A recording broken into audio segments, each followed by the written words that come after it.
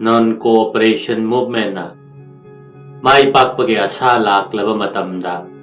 kallaba khongjang ama khanglep lefan khiba sida lewaka sigi miyamna ingak ngaknaki jail manungdagi Gandhina andolon leplagani haina lauthorakpada Chittaranjan Das amasung Motilal Nehru na awaba phongdokhi loinana Gandhi gi wadu thajaba ngamkhide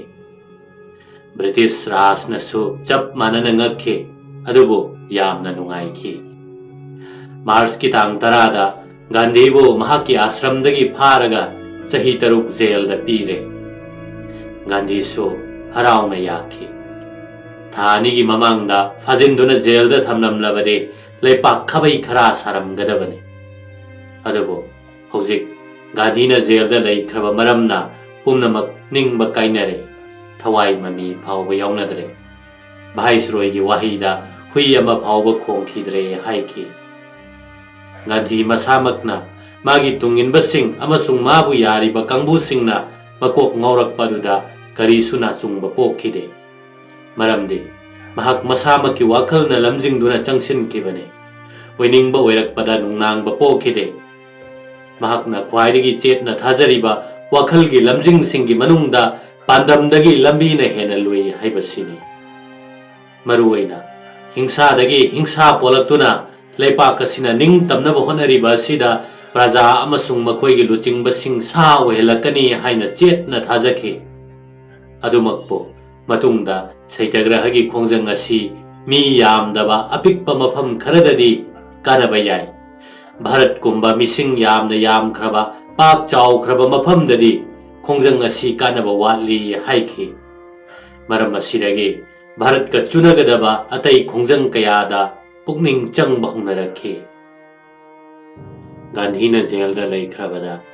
Montego Chelmsford Reform Singh December 1918 dagi hokhiba adugi matungina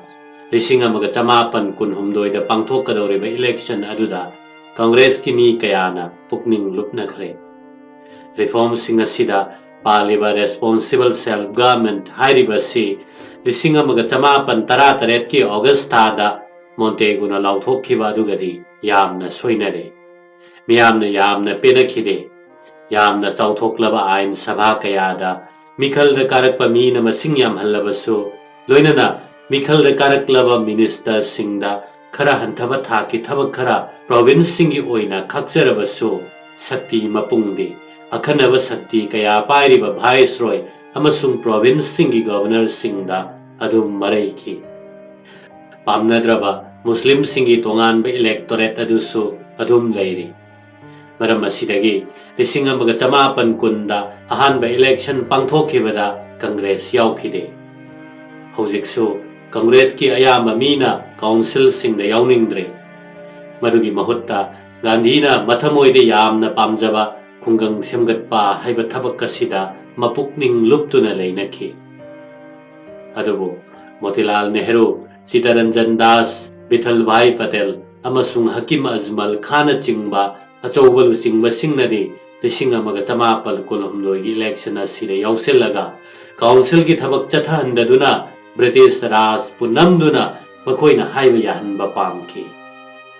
masigi pholoina Congress manungda kairakle Motilal Nehru gi group pu Swarajes natraga pro changer haina khangnaduna election yaure Central province ta majority fangle Bengal da su khara hanthajarabasu adumna oire atai province sing amasung center da su phibam phare lemhoba group na no changer saina khangnakhre khungang sing da thabak tawduna laikhre 1918 gi February thada masa narakpadagi Gandhi jail dagi thadorakle oiramliba phibam maduda nungnang ba pokre mamaidadi adum yakhre adubo khungangi miya marakta maromdom lepchabagi sakti self reliance lehannabagi damak Gandhi na rajniti pumtha thadoklagi haina ningle maramdi phibam madutada ningtam ihaugi artha leigani haibasi mahakna kanna thajarakle council da changbagi khongpham madu bomna horaga pawlawbina loiba haiba phibam maduda lakle imperial council दा मोतीलाल नेहरू अमसुंग विठल भाई पटेल अनीना यामना शक्ति Laiba parliamentarian ओरबसु थबक्ति अमत्ता पांगथोकपा ngamdre Bengal दा चितरंजन दास ना काहेनबा सजत चलिबा governor दा खुदोंग चादबा कया थोखन्नबगिदमक मुस्लिम league का खुसमनरे लाइबक थीबदी लिसिंग अमगा चमापन कुन मंगागी मयाई चलकपदा मतम चादना महक लैखिद्रे बेंगोल की स्वराजित सिंह मतिक चारबा हई सिंगलबा लुचिंगबा अमना लैखिदबदा कोक ngauduna लैनरे खरा लैरगा सेंट्रल प्रोविंस का स्वराजित सिंह का रिफॉर्म सिंह थुगाइबा तोक्तुना मखोइगी मरक्तगी अमना मिनिस्टर फावो ओइरे मसिना अमुकसु कांग्रेस मनुंगदा तोखाई हेना तारकले मखोइगी लुचिंगबा मोतीलाल नेहरू कंथी थोकना सावरकले अदुबो लिसिंग अमगा चमापन कुंतरुक्तसु हेना फिबम फलक्त्रे मदन मोहन मालविया अमसुंग राजपत राय अनीना हिंदू सिंह तगी ओइबा इंडिपेंडेंट कांग्रेस पार्टी हाइबा मलिंखत्तुना इलेक्शन यावरे फिबम मसिदा स्वराजित सिंह की हो चपचाना माइथीबा हाइबदु ओइखी कांग्रेस मनुंगदा काइनरकपदगी हेना पाक चाउना हिंदू अमसुंग मुस्लिम सिंगी मरक्ता काइनरकले ब्रिटिश राजना लिसिंग अमगा चमापन सुपना मापनदगी हौना मुस्लिम लीग की दाबी तोंगानबा इलेक्टोरेट लैगदबनी हाइबदुदा राजनीति की ओइबा कांगलुप खाइदोकपगी इथिन पुसिंदुना जाति अनी असि असुम असुम काइनरखिबने लिसिंग अमगा चमापन तरामापन की रिफॉर्म्स ना अमुक वोटर लिस्ट हेना पाकथोक चाउथोक खंदुना अमसुंग प्रोविंस सिंगदा राजनीति की शक्ति हेनगत हंदुना अमुक हेना जाति अनी असि नुंगसिनदनबा थौसिल चथखि मतुंग तारकपदा हिंदू सिंगा मुस्लिम सिंगा यeknaba oina amana amabu khalanki adum oinamak Lucknow pact अमसुंग खिलाफत आंदोलन ममईदा जाति अनि असि गांधी की लुचिंग मखादा ब्रिटिश सरकार की मायोक्ता पुन्ना लेमिन्ननबगिदमक खरा खरा नक्सिनरे अदुबो नन कोऑपरेशन की खुंगहौ यैथोखिबदगी हिंदू मुस्लिम अनि की हानगी मोलोम अदु मथि पोंगनरे लिसिंग अमगा चमापन कुनमरीदा टर्की की नेशनलिस्ट लीडर कमल अतातर्कना पृथ्वी की अहान बलांजाउद मांगखिबा लमसिंग हंजिन हनबा रिपब्लिकानी हाइन लाउथोकपा अमसुंग सुल्तान खलीफाबु लोई थाकिदुना खलीफत कमिटी लैबगी कानरक्तबा असिना सिंगबा थौदोकसिंगदगी मुस्लिम सिंगना मसागी फिरेप होंगलक्ले हिंदू सिंगतिना निंगक्त्रे हाना मुक्त ओइद्रिबा मओंगदा जाति अने असि इसिंगदा थाउगा हाइबदु ओइरक्ले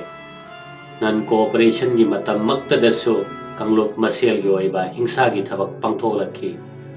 खलीफत की वाफमदगी काहेनबा साजत चलक्तुना मुस्लिम लौमी सिंगना ब्रिटिश अमसुंग हिंदू अनिमक की मखादगी नांथोक्तुना खिलाफत ए रिपब्लिक हाइन लिंखले इहोवदु सरकार न यामना ताथीबा मओंगदा नमथखि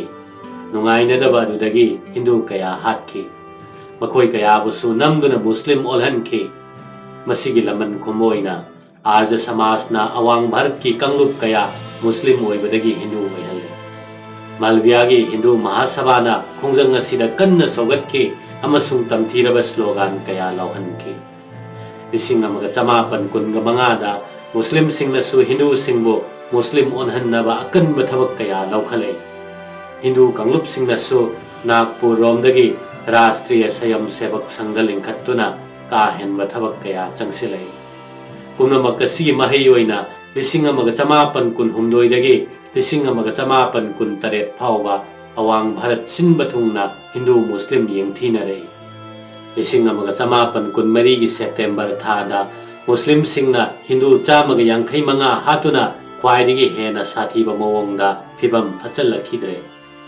मसिगिदमक गांधी मसामकना मोहम्मद अलीगा दिल्ली की युमदा नुमित कुनमाथोइनी चरा हेनखि चरा हेनबादुना मतम खरदंग तुमिन्ना लैनख्रबसु लिसिंग अमगा चमापन कुन तरेतदी गांधीना हिंदू मुस्लिम की वाथोकसी मियोइबना इंगथहनबा ngamloi इशोरना तमलकपा हाइबदु मंगाइरे हाइदुना खम थेंगना निंगबा काइबा फोंदोखि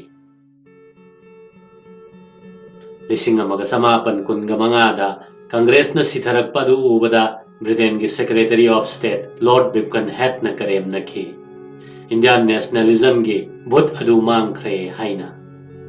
1956 की इलेक्शन दा स्वराजिस्ट पार्टी न साथी न माइथीरक्लबदा अमसुंग कांग्रेस मनुंग द मचेत मचेत तारकपा अदु उबदा मोतीलाल नेहरू ना अवाबगी सोर ना फुनगलदुना हाइकी नेशनलिज्म की शक्ति गा थाक यामना हंतबा कम्युनलिज्म की शक्ति गा थेंगाइनबदा अकोनबगी असिना ngамख्रे राजनीति की अतियादा कुपसिलक्लिबा अमंब लैसिलसिंग अदु खरा खरा मंगाल उलक्तबदी नत्ते गांधीना जेलदगी हेक थोरकपगा लेबाकी काचिन कोया यौना चतुना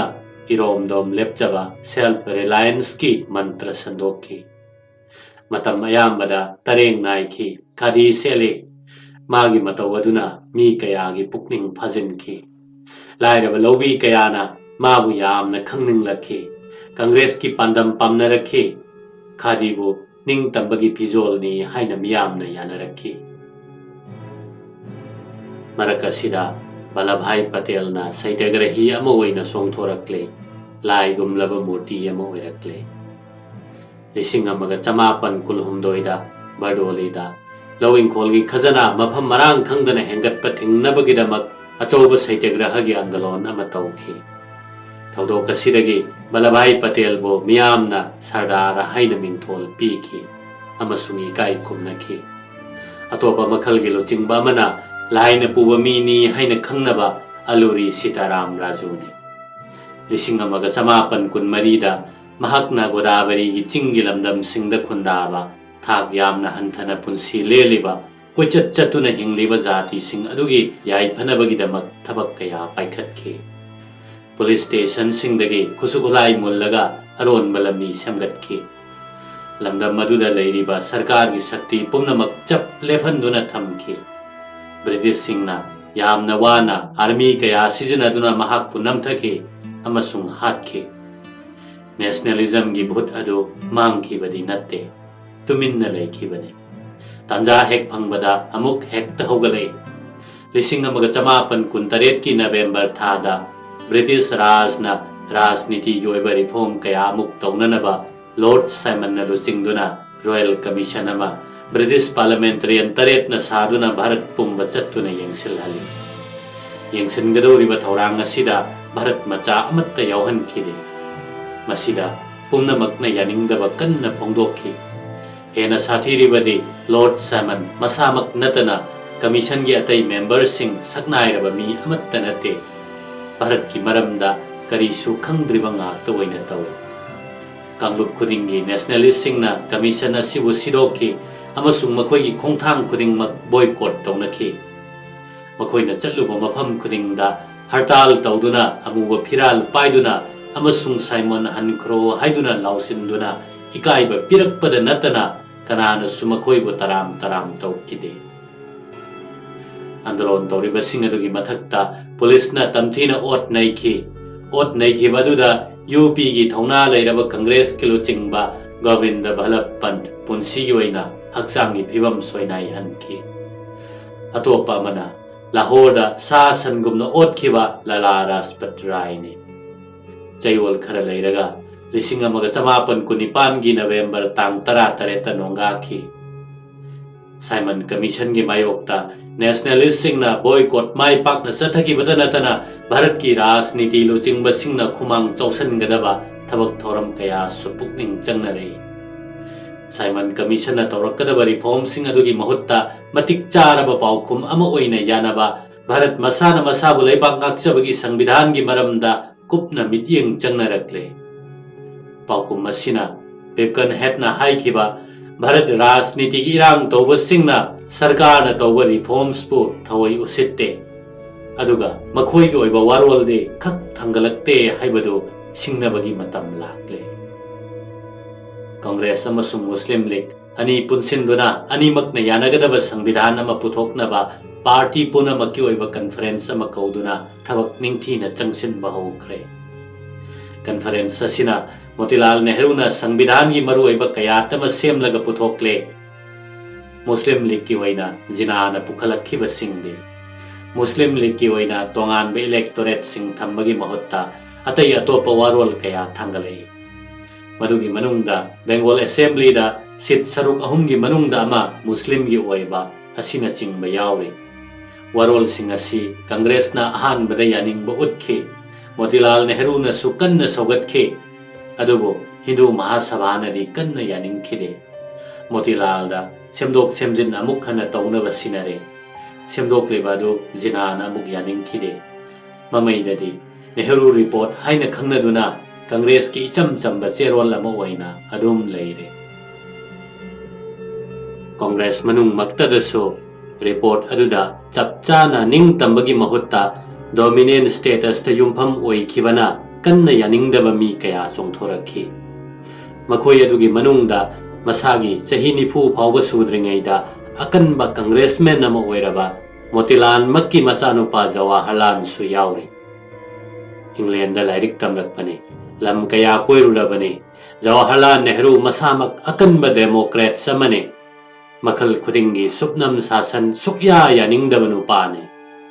ꯕ꯭ꯔꯤꯇꯤꯁꯅ ꯔꯤꯐꯣꯔꯝ ꯀꯌꯥꯒꯤ ꯃꯃꯤꯡꯗ ꯃꯇꯝ ꯃꯥꯡꯍꯟꯗꯨꯅ ꯂꯥꯛꯂꯤꯕ ꯑꯁꯤꯗ ꯃꯍꯥꯛ ꯌꯥꯝꯅ ꯈꯣꯏꯔꯥꯡ ꯈꯣꯏꯁꯥꯎꯅꯔꯕꯅꯤ꯫ ꯈꯨꯗꯛꯇ ꯕ꯭ꯔꯤꯇꯤꯁꯁꯤꯡ ꯆꯠꯍꯟꯈꯤꯕ ꯄꯥꯝꯂꯕꯅꯤ꯫ ꯅꯦꯍꯔꯨ ꯔꯤꯄꯣꯔꯠ ꯑꯁꯤꯕꯨ ꯀꯟꯅ ꯌꯥꯅꯤꯡꯗ꯭ꯔꯤꯕ ꯂꯨꯆꯤꯡꯕ ꯑꯃꯅ ꯖꯋꯥꯍꯔꯂꯥꯜꯗꯒꯤ ꯍꯦꯟꯅ ꯅꯍꯥ ꯑꯣꯏꯔꯤꯕ ꯁꯨꯚꯥꯁ ꯆꯟꯗ꯭ꯔ ꯕꯣꯁꯅꯤ꯫ 1918ꯗ ꯒꯥꯟꯙꯤꯅ ꯅꯟ ꯀꯣꯑꯣꯄꯔꯦꯁꯟꯒꯤ ꯈꯣꯜꯂꯥꯎ ꯂꯥꯎꯔꯛꯄꯗꯒꯤ ꯏꯟꯗꯤꯌꯟ ꯁꯤꯚꯤꯜ ꯁꯥꯔꯚꯤꯁꯇ ꯈꯜꯂꯕꯁꯨ ꯆꯪꯈꯤꯗ꯭ꯔꯕꯅꯤ꯫ ꯅꯦꯍꯔꯨ ꯔꯤꯄꯣꯔꯠꯄꯨ ꯀꯪꯒ꯭ꯔꯦꯁꯇꯒꯤ ꯇꯣꯛꯇꯨꯅ ꯏꯟꯗꯤꯄꯦꯟꯗꯦꯟꯁ ꯑꯣꯐ ꯏꯟꯗꯤꯌꯥ ꯂꯤꯒ ꯇꯣꯉꯥꯟꯅ ꯁꯦꯝꯗꯨꯅ ꯃꯈꯣꯏꯒꯤ ꯑꯄꯥꯝꯕ ꯑꯗꯣꯝꯗ ꯆꯪꯁꯤꯟꯒꯅꯤ ꯍꯥꯏꯅ ꯇꯛꯁꯤꯟꯈꯤ꯫ ꯀꯉꯥꯎꯅꯔꯕ ꯃꯣꯇꯤꯂꯥꯜ ꯒꯥꯟꯙꯤꯗ ꯍꯥꯏꯖꯔꯗꯨꯅ ꯀꯪꯒ꯭ꯔꯦꯁꯀꯤ ꯂꯨꯆꯤꯡꯕ ꯑꯃꯨꯛ ꯑꯣꯏꯍꯜꯂꯦ꯫ 1918 ꯂꯣꯏꯔꯛꯄꯗ ꯁꯔꯀꯥꯔꯅ ꯃꯄꯨꯡ ꯐꯥꯕ ꯅꯤꯡꯇꯝꯕ ꯄꯨꯔꯅ ꯁ꯭ꯋꯔꯥꯖ ꯇꯥꯟꯕꯒꯤ ꯈꯣꯡꯖꯪ ꯆꯪꯁꯤꯜꯂꯒꯅꯤ ꯍꯥꯏꯅ ꯁꯔꯀꯥꯔꯗ ꯈꯪꯍꯟꯕ ꯍꯥꯏꯕ ꯐꯤꯔꯦꯞ ꯑꯁꯤ ꯂꯧꯔꯒ ꯔꯤꯄꯣꯔꯠ ꯑꯗꯨ ꯀꯪꯒ꯭ꯔꯦꯁꯅ ꯌꯥꯅꯅꯕ ꯍꯣꯠꯅꯈꯤ꯫ 1919ꯒꯤ ꯗꯤꯁꯦꯝꯕꯔ ꯊꯥꯗ ꯐꯝꯈꯤꯕ ꯀꯪꯒ꯭ꯔꯦꯁꯀꯤ ꯀꯣꯜꯀꯇꯥ ꯁꯦꯁꯟꯗ ꯑꯁꯨꯝꯅ ꯇꯥꯏꯁꯤꯟꯅꯕꯒꯤ ꯃꯑꯣꯡ ꯑꯁꯤ ꯌꯥꯅꯅꯕ ꯊꯥꯡꯒꯠꯈꯤ꯫ ꯑꯗꯨꯕꯨ ꯃꯐꯝ ꯑꯗꯨꯒꯤ ꯀꯣꯜ ꯀꯔꯈꯅꯥꯗ ꯊꯕꯛ ꯇꯧꯔꯤꯕ ꯁꯤꯟꯃꯤꯁꯤꯡꯅ ꯑꯃꯨꯛꯇ ꯑꯣꯏꯈꯤꯗ꯭ꯔꯤꯕ ꯃꯑꯣꯡꯗ ꯌꯥꯅꯤꯡꯗꯕ ꯎꯠꯈꯤ꯫ ꯃꯈꯣꯏ ꯂꯤꯁꯤꯡ ꯀꯌꯥꯅ ꯀꯪꯒ꯭ꯔꯦꯁꯀꯤ ꯃꯤꯇꯤꯡ ꯇꯧꯐꯝꯗ ꯄꯨꯂꯞ ꯆꯪꯁꯤꯟꯗꯨꯅ ꯄꯨꯡ 2 ꯆꯨꯞꯅ ꯅꯤꯡꯇꯝꯕꯒꯤ ꯈꯣꯜꯂꯥꯎ ꯂꯥꯎꯈꯤ꯫ ꯁꯣꯁꯤꯌꯦꯂꯤꯁꯠ ꯔꯤꯄꯕ꯭ꯂꯤꯛ ꯑꯣꯐ ꯏꯟꯗꯤꯌꯥ ꯁꯦꯝꯕꯤꯌꯨ ꯍꯥꯏꯅ ꯀꯟꯅ ꯗꯥꯕꯤ ꯇꯧꯈꯤ꯫ ꯏꯔꯥꯡ ꯑꯗꯨꯅ ꯒꯥꯟꯙꯤꯒꯤ ꯄꯨꯛꯆꯦꯜ ꯍꯣꯡꯍꯟꯕ ꯉꯝꯈꯤꯗꯦ꯫ ꯑꯗꯨꯕꯨ ꯃꯤꯌꯥꯝꯒꯤ ꯍꯣꯡꯂꯛꯂꯤꯕ ꯐꯤꯔꯦꯞ ꯑꯗꯨꯕꯨꯗꯤ ꯈꯪꯁꯤꯟ ꯎꯁꯤꯟꯅꯗꯕ ꯉꯝꯈꯤꯗꯦ꯫ ꯍꯣꯡꯂꯛꯂꯤꯕ ꯃꯤꯌꯥꯝꯒꯤ ꯐꯤꯔꯦꯞ ꯑꯁꯤ ꯔꯁꯤꯌꯟ ꯔꯤꯚꯣꯂꯨꯁꯟꯅ ꯑꯌꯥꯝꯕ ꯂꯝꯖꯤꯡꯈꯤꯕꯅꯤ ꯍꯥꯏꯕꯗ ꯊꯣꯏꯅ ꯆꯤꯡꯅꯅꯤꯡꯉꯥꯏ ꯂꯩꯈꯤꯗꯦ꯫ ꯕ꯭ꯔꯤꯇꯦꯟꯒꯤ ꯃꯥꯌꯣꯛꯇ ꯑꯥꯏꯟꯒꯤ ꯑꯣꯏꯕ ꯑꯟꯗꯣꯂꯣꯟꯁꯤꯡꯅ ꯑꯍꯣꯡꯕ ꯈꯖꯤꯛꯇꯪ ꯄꯤꯛꯅ ꯄꯨꯔꯛꯈꯤꯕ ꯑꯗꯨꯗ ꯌꯥꯝꯅ ꯄꯦꯟꯅꯗꯗꯨꯅ ꯀꯝꯃ꯭ꯌꯨꯅꯤꯁꯠꯁꯤꯡꯅ 1918ꯗ ꯔꯁꯤꯌꯥꯒꯤ ꯅꯤꯡꯊꯧ ꯖꯥꯔꯁꯤꯡ ꯁꯛꯇꯤꯗꯒꯤ ꯊꯥꯡꯊꯈꯤꯕ ꯑꯗꯨꯅ ꯅꯍꯥꯔꯣꯜ ꯅꯦꯁꯅꯦꯂꯤꯁꯠꯁꯤꯡꯒꯤ ꯄꯨꯛꯅꯤꯡ ꯍꯨꯕ ꯉꯝꯈꯤ꯫ ꯀꯝꯃ꯭ꯌꯨꯅꯤꯖꯝꯅ ꯍꯥꯏꯔꯤꯕꯗꯤ ꯄ꯭ꯔꯤꯊꯤꯕꯤꯒꯤ ꯂꯟ ꯊꯨꯝ ꯄꯨꯝꯅꯃꯛ ꯃꯐꯝ ꯆꯞ ꯃꯥꯟꯅꯅ ꯌꯦꯟꯅꯒꯗꯕꯅꯤ꯫ ꯄꯥꯟꯗꯝ ꯑꯁꯤ ꯊꯕꯛ ꯁꯨꯔꯤꯕ ꯃꯤꯁꯤꯡꯇꯅ ꯃꯈꯣꯏꯕꯨ ꯑꯣꯠ ꯅꯩꯔꯤꯕ ꯃꯔꯝꯒꯤ ꯃꯤꯁꯨ ꯑꯣꯏꯁꯅꯨ, ꯃꯄꯥꯟꯒꯤ ꯃꯤꯁꯨ ꯑꯣꯏꯁꯅꯨ, ꯔꯤꯚꯣꯂꯨꯁꯟꯒꯤ ꯃꯇꯦꯡꯅ ꯂꯥꯟꯊꯦꯡꯅꯗꯨꯅ ꯑꯣꯏꯍꯟꯒꯗꯕꯅꯤ ꯍꯥꯏꯕꯁꯤꯅꯤ꯫ ꯔꯁꯤꯌꯥꯒꯤ ꯕꯣꯜꯁꯦꯚꯤꯛꯁꯤꯡꯅ ꯂꯝꯕꯤ ꯑꯁꯤ ꯐꯥꯠꯂꯦ꯫ ꯃꯈꯣꯏꯅ ꯑꯇꯩ ꯂꯩꯕꯥꯛꯁꯤꯡꯗꯁꯨ ꯔꯦꯗ ꯔꯤꯚꯣꯂꯨꯁꯟꯗ ꯃꯇꯦꯡ ꯄꯥꯡꯅꯕꯒꯤꯗꯃꯛ ꯁꯦꯝ ꯁꯥꯔꯦ ꯍꯥꯏꯔꯛꯏ꯫ ꯕꯣꯜꯁꯦꯚꯤꯛꯁꯤꯡꯅ ꯑꯍꯥꯟꯕ ꯃꯔꯤ ꯂꯩꯅꯔꯛꯂꯤꯕ ꯚꯥꯔꯠ ꯃꯆꯥꯗꯤ ꯅꯔꯦꯟꯗ꯭ꯔꯅꯥꯊ ꯚꯠꯇꯆꯥꯔꯌꯅꯤ꯫ ꯃꯍꯥꯛꯄꯨ ꯃꯟꯕꯦꯟꯗ꯭ꯔꯅꯥꯊ ꯔꯣꯏ ꯍꯥꯏꯅ ꯁꯦꯝꯖꯤꯟꯕ ꯃꯃꯤꯡ ꯑꯁꯤꯅ ꯍꯦꯟꯅ ꯃꯤꯌꯥꯝꯅ ꯈꯪꯅꯈꯤ꯫ ꯇꯥꯁꯀꯟꯇ ꯃꯍꯥꯛꯅ ꯀꯝꯃ꯭ꯌꯨꯅꯤꯁꯠ ꯄꯥꯔꯇꯤ ꯑꯣꯐ ꯏꯟꯗꯤꯌꯥ ꯑꯃ ꯂꯤꯡꯈꯠꯈꯤ꯫ ꯑꯁꯨꯝꯅ ꯚꯥꯔꯠꯇ ꯀꯝꯃ꯭ꯌꯨꯅꯤꯖꯝ ꯆꯪꯂꯛꯈꯤ꯫ ꯏꯅꯣꯠ ꯑꯁꯤꯗ ꯊꯋꯥꯏ ꯂꯨꯞꯈꯤꯕꯁꯤꯡꯗꯤ ꯀꯜꯀꯇꯥꯒꯤ ꯃꯨꯖꯥꯐꯔ ꯑꯍꯃꯗ, ꯕꯣꯝꯕꯦꯒꯤ ꯑꯦꯁ. ꯑꯣ. ꯗꯥꯡꯒꯦ, ꯃꯗ꯭ꯔꯥꯁꯀꯤ ꯁꯤꯡꯒꯥꯔꯥꯚꯦꯂꯨ ꯑꯃꯁꯨꯡ ꯂꯥꯍꯣꯔꯒꯤ ꯒꯨꯂꯥꯝ ꯍꯨꯁꯦꯟꯅꯤ꯫ 1912ꯗ ꯁꯤꯡꯒꯥꯔꯥꯚꯦꯂꯨꯅ ꯀꯪꯒ꯭ꯔꯦꯁ ꯁꯦꯁꯟꯗ ꯀꯪꯒ꯭ꯔꯦꯁꯃꯦꯟꯁꯤꯡꯅ ꯁꯤꯟꯃꯤꯁꯤꯡꯒꯤ ꯁ꯭ꯇ꯭ꯔꯥꯏꯛ ꯁꯤꯖꯤꯟꯅꯗꯨꯅ ꯕ꯭ꯔꯤꯇꯤꯁ ꯔꯥꯖꯀꯤ ꯃꯥꯌꯣꯛꯇ ꯄ꯭ꯔꯤꯊꯤꯕꯤꯒꯤ ꯑꯣꯏꯅ ꯀꯝꯃ꯭ꯌꯨꯅꯤꯁꯠꯀꯤ ꯆꯥꯎꯔꯕ ꯁꯛꯇꯤ ꯁꯦꯝꯒꯠꯅꯕ ꯍꯥꯏꯈꯤ꯫ ꯑꯗꯨꯒ ꯗꯥꯡꯒꯦꯅ ꯗ ꯁꯣꯁꯤꯌꯦꯂꯤꯁꯠ ꯀꯧꯕ ꯀꯝꯃ꯭ꯌꯨꯅꯤꯁꯠꯀꯤ ꯑꯍꯥꯟꯕ ꯆꯦꯐꯣꯡ ꯚꯥꯔꯠꯇ ꯄꯨꯊꯣꯛꯈꯤ꯫ 1925ꯗ ꯀꯝꯃ꯭ꯌꯨꯅꯤꯁꯠ ꯄꯥꯔꯇꯤ ꯑꯣꯐ ꯏꯟꯗꯤꯌꯥ ꯃꯑꯣꯡ ꯇꯥꯅ ꯂꯤꯡꯈꯠꯂꯦ꯫ ꯃꯄꯥꯟꯒꯤ ꯁꯛꯇꯤ ꯑꯃꯒꯤ ꯑꯦꯖꯦꯟꯠꯅꯤ ꯍꯥꯏꯗꯅꯕ ꯄꯥꯔꯇꯤ ꯑꯁꯤꯅ ꯔꯁꯤꯌꯥꯒ ꯃꯔꯤ ꯂꯩꯅꯗꯦ ꯍꯥꯏꯅ ꯂꯥꯎꯊꯣꯛꯂꯦ꯫ ꯃꯇꯝ ꯈꯖꯤꯛꯇꯪꯒꯤ ꯃꯅꯨꯡꯗ ꯀꯣꯜ ꯀꯔꯈꯅꯥꯗ ꯊꯕꯛ ꯁꯨꯕꯁꯤꯡꯒꯤ ꯃꯄꯨꯛꯅꯤꯡ ꯐꯥꯖꯤꯟꯕ ꯉꯝꯂꯦ꯫ 1918 ꯍꯧꯅ लेबाक असिगी चाउरा चाउरबा लेबर यूनियन सिंह पार्टी असिना पाइसिनले यामना हईसिंगना स्ट्राइक कया पांगथोकपा ngamle मदुगी मनुंगदा साउथ इंडियन रेलवे बॉम्बे की टेक्सटाइल वर्कर्स सिंह यूनियन सिंह याउसिनख्रे लोइनना चाउरबा गेरनी कामगार यूनियन सु याउरे रशिया की इथिन असी कम्युनिस्ट लेबर मूवमेंट तनतखिदे लिसिंग अमगा चमापन कुंदगी लिसिंग अमगा चमापन कुनमापन फावगी मतमगी मयाई चनबदा अनौब टेरोरिज्म की मथी पोंगलखी सचिन सन्याल अमसुंग जोगेश चंद्र चैटर्जी न लिंखटखिबा हिंदुस्तान सोशलिस्ट रिपब्लिकन एसोसिएशन नदी टेरोरिज्म असी धर्मग मरी लेनहंदबत नतना ब्रिटिश तांथोखरगा मीना मीबु ओटपा हाइबसी पुंतोक तोखनगदबनी हाइखी बोल्शेविक सिंगनदी धर्मबु मीगी कानीगुमनी सानी मीना मीबु ओट नैदबा हाइबसी मखोई मखोई की धर्मनी हाइखी लिसिंग अमगा चमापन कुनगा निपानदा एसोसिएशन असी असुम असुम चौखलक्तुना हिंदुस्तान सोशलिस्ट रिपब्लिकन आर्मी वरकले तसेंगबदी आर्मी नतखिदे मरैबाकीदमक थबक तौबा नत्रगा सीबा डू और डाई हाइबा मंत्रा मना चेतना पुल्लबा मरैपाकपु यामना नुंगसीजबा थौना लैरबा नहारोल सिंगी संस्थानने संस्थान असिगी ख्वाइदगी हेना ममिंग लैखिबदी भगत सिंह ने लाला राजपत रायबु तमथिना हाथखिबा पुलिस ऑफिसर सौंदर्स पु लिसिंग अमगा चमापन कुनगा निपान की दिसंबर थादा एसोसिएशन असिना लमन खुमदुना हाथखि रशिया की लम यामना पाक चावे अमसुंग भारत के यामना नकनै मरम असिदगी ब्रिटिश सिंहना रशिया बो मखोई की भूत प्रेत कुमना मतम सांगना मितियेंग असि थमलखिबने हौजिक्ति मखोइना भारत कम्युनिज्म संदोरकले ब्रिटिश सिंहना खंजरमबदुमक चुमले कम्युनिस्ट लुसिंगबा सिंगदगी ब्रिटिशना भारत खुदोंग थीबा कया नंगले लिसिंग अमगा चमापन कुनिपानदगी असिगुंबा लुचिंगबा कया लेबाक थुगाइनबा होनाई हाइबगी मराल पीदुना जेलदा थमजनख्रे अदुबो मराल सिंह अदु प्रमाण तौबदी ngamkhide मरुइना कानपुर बोल्शेविक कंस्पिरेसी केस अमसुंग लिसिंग अमगा चमापन कुनमापन की मार्च की मेरिट कंस्पिरेसी केस असिना चिंगबदा अकोनबगे असिददि कम्युनिस्ट लुचिंगबा नत्तबसु यावखि मतम इकान कानदना टेरोरिज्म लक्सिनबगीदमक सरकारना पब्लिक सेफ्टी बिल अमा सेंट्रल लेजिस्लेटिव असेंबली दा पुथोकले असेंबली अदु पिथलवाई पटेलना सभापति ओइदुना बिल अदु कक्थले अदुबु वाइसरॉय एरविनना माकी अखन्नब शक्ति सिजनदुना आइन ओलहनखि लिसिंग अमगा चमापन कुनमापन की अप्रैल तांग निपानदा बिल अदु असेंबली दा खनब मतमदा हिंदुस्तान सोशलिस्ट रिपब्लिकन आर्मी ना मसागी वरोल कया पुखत्तुना थिंगबा पीखि नहावरिबा सिफायनी Bhagat Singh अमसुंग रतुकेशोर दत्तना visitors gallery दगी assembly फमलिबा मफमदा बोम अनि लंगसलखि मी हटके हाइदुना तौखिबा नत्ते नांगरिबा सिंह अदु तादनबगीदमक तौखिबनी हाइना ममैदा मखोइना सेंगदोखि विचार सथरकपा मतमदा भगत सिंहना मसामक अमसुंग मागी मरुप तसेंगबदि थबक सुबा कांगलुप लेबर क्लासना डिक्टेटरशिप फंगनबगीदमक होनरिबा कम्युनिस्ट रिवोल्यूशनरी नि हाइखि रिवोल्यूशन असिगी पूजा तौफमदा अखोइगी नहारोल सिंहना धुप कटकदबने मरमदि मसिदगी हेनबा अतै कनिंगाई करिसु लैते अखोइ पेले रिवोल्यूशन बो अखोइना खौरांगना ngairibane इनकिलाब जिंदाबाद रिवोल्यूशन कुइने हिंसनु हाइना लाउरदुना अकनब प्रतिवाद तौखि मरैबाक निंगजबगी ख्वाइदगी हेना सेंगलबा अमसुंग साथीरबा फिरेपमने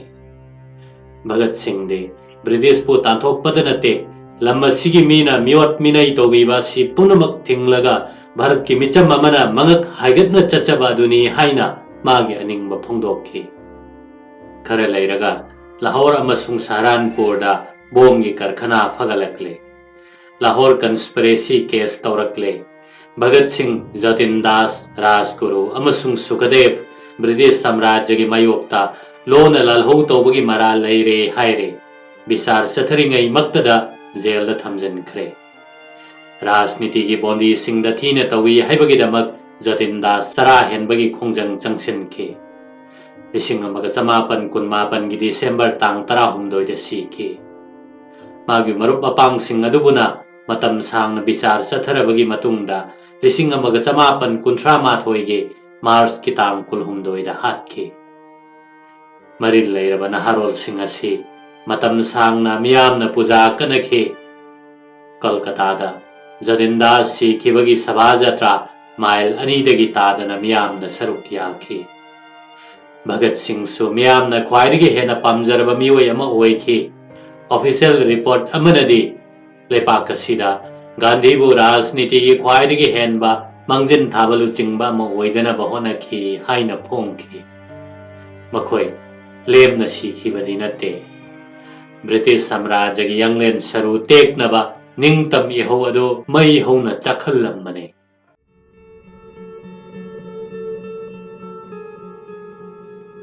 British po Bharat ki miyam na yaningdre haiba khangladuna Viceroy Irwin na lising amaga chamapan kunmapan gi kalen thada Bharat ki nationalism gi damak marup mapang oibagi mataw ama ulakhi mahakna thunamak England chatuna British cabinet ka wa tanaroi halakpaga October 19 da British policy gi ahongba ama lauthorakhi Simon Commission report phonglaba matungda London da round table conference ama phamlagani conference asida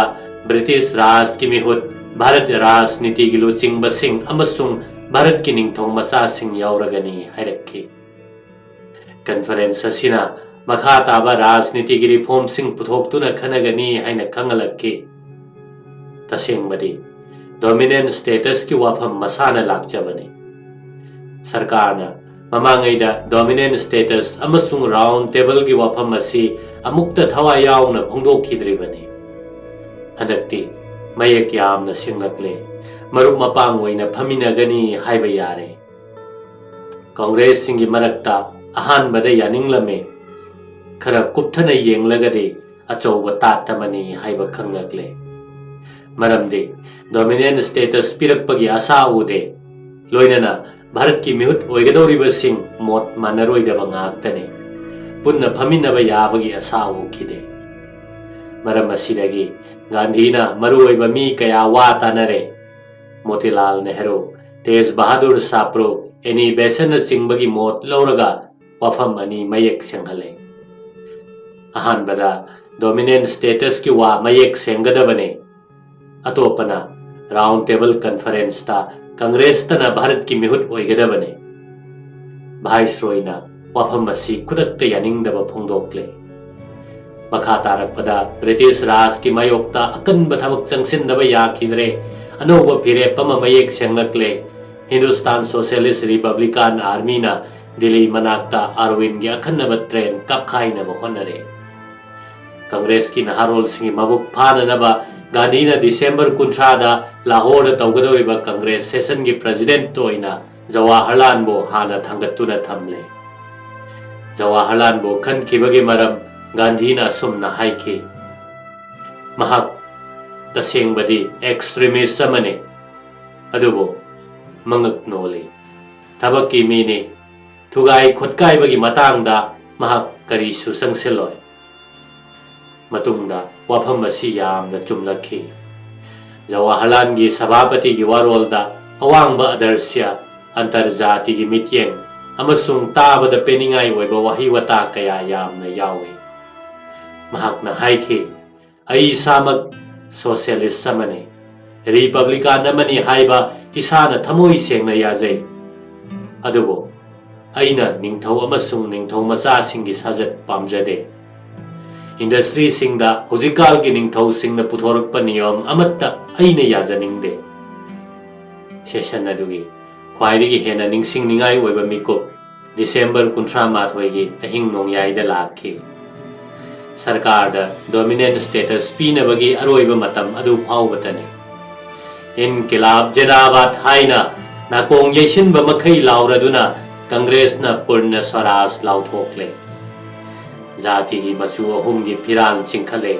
Subhash Chandra Bose na khudakta pak sanna civil disobedience amasung strike chathanaba kanna takselai wafam adu congress na khudakta yab ngamkhide adubo मागी फिरेपना कांग्रेस की फिरेप अदुम ओइदुना लेरे 1918 की December दा हाना तौखिबगुम गांधी की मखुत्ता पुम्नमक अमुक कांग्रेस न सिनरे गांधी की लालोंग थूना लाउथोकले अहानबो ओइना 1918 की जनवरी 23 कांग्रेस न शहर अमसुंग खुंगंग खुदिंगमक्ता स्वाधीनता की नुमित पालन तौनबा लालोंग सिलकले पालन असिदा मियामना सुमना वासखे अतई जाति की मियाम गुमना भारत की मियाम नसो निंखा तंबा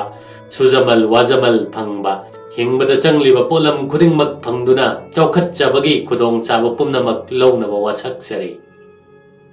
असीमसु थाजजै मदुदे सरकार अमतना मियाम के अधिकार असे करिगुम्बदा पिबिद्रबदे अमसुंग ओट नैबिरबदे मियामना मदुबो होंदोकपा नत्रगा मुथत्पगे अधिकार लेगने भारत लेरिबा ब्रिटिश सरकार असिना भारत के मियामदा निंगतंबा पिबिदबत नतना मियामबो ओट नैबिरे भारत असि सेल थुमगी राजनीति की संस्कृति की अमसुंग धर्म की ओइना मांग ताखले वसकसी मियामना अंगक्प फंगना पामनरे मदु उबदा गांधीना मियाम की आंदोलन माई पाकलगने हाइना थाजबा पोखि लाइबक फबना 1918 लोइसलकपदा कांग्रेस की मेंबर मसिंग सरुक 10 हेंगले 1953 लाख 5 मुक यौरखि मसी मरुओइना जवाहरलालना कन्न होनजरकपदगिने हौजिक्ति लेबाक सिनबा थुंगना कांग्रेस की मरा चेलकले ब्रिटिश राज का नौहोंगना हेना कनसिनबा लालोंग चंगसिनबा ngamlagani निंगनरे अदुबो गांधीना हाथु हाथु संगसिनखिदे था अममुक वखल तौदुना मुक लेखरे अनौब खोंजंगी अहानबा खोंथांग ओइना मसामकना थुमगी आयन सिंह थुगाइनबा होनरे सबरमती आश्रमदगी अखन्नबा मियोई खरना मागी मतुंग इनखि सबरमतीदगी दांडी फावबसी किलोमीटर 3 रोम सांगने दांडीदा थुम योली अमसुंग निलाम तौरी मफम मदु ताना चलगा थुमगी आयन थुगाइगनी लोइनना ब्रिटिश सिंगना थुमगी मोनोपोली तौबा याहलोय अमसुंग मखल खुदिंगी थुमदा पिकना टैक्स लोहनबा मसिनी गांधी की पांडम थौदोवसी कांग्रेस अयामबनदी ngakna थोखे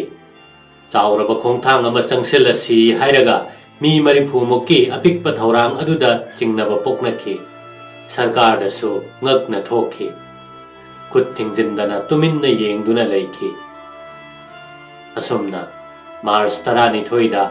आश्रम की मियोई सिंगना नुंगसीना कौजबा बापू मागी सैत्यग्रही खरदंग लोइनना दांडी ताना सांगलबा खोंचत अदु चटखि गांधीना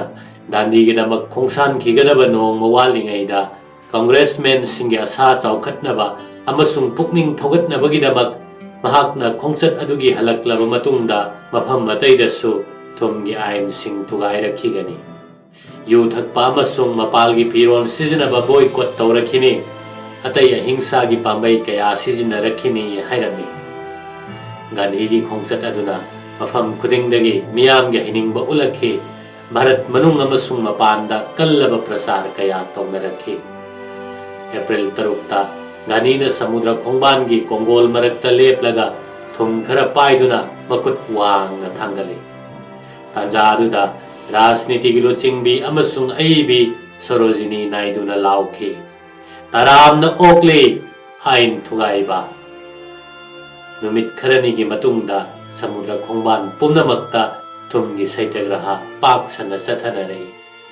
लेबाकी मफम पुम्नमक्ता बॉयकॉट तौबगी आंदोलन अचाकपा मैगुम संदोरखि मफम कयादा उमंगी आयन सिंग याउना सिविल डिसोबीडियंस मूवमेंट चथरखि मफम अतैदना ब्रिटिश की बैंक सिंग इंश्योरेंस कंपनी सिंग अमसुंग जहाज की थबक थोरम सिंग कन्ना बॉयकॉट तौखि ब्रिटिश ललोनबा सिंग कोपी ngaukhi गांधी की ngakलब थौरांग अदुना अंगकपा ngakta ओइथोखलखि कांग्रेस के आंदोलन अदुना मथुम मरांग होरक्तुना अतै मरैबाक नुंगसीजबा कयासो fun fun चोंथोकनरक्ले April 19 Surya Sen Luchingba Revolutionary Kangbu Amana Sitagong the Labor Lami Kusukulai Sapamda Kanghodana Landaki Nongmai Punamak Puraki Gandhina Hingsagi Tabakti Yadavanina Makoina Landava Changbada Gandhiras Lakle Haiduna Lautoki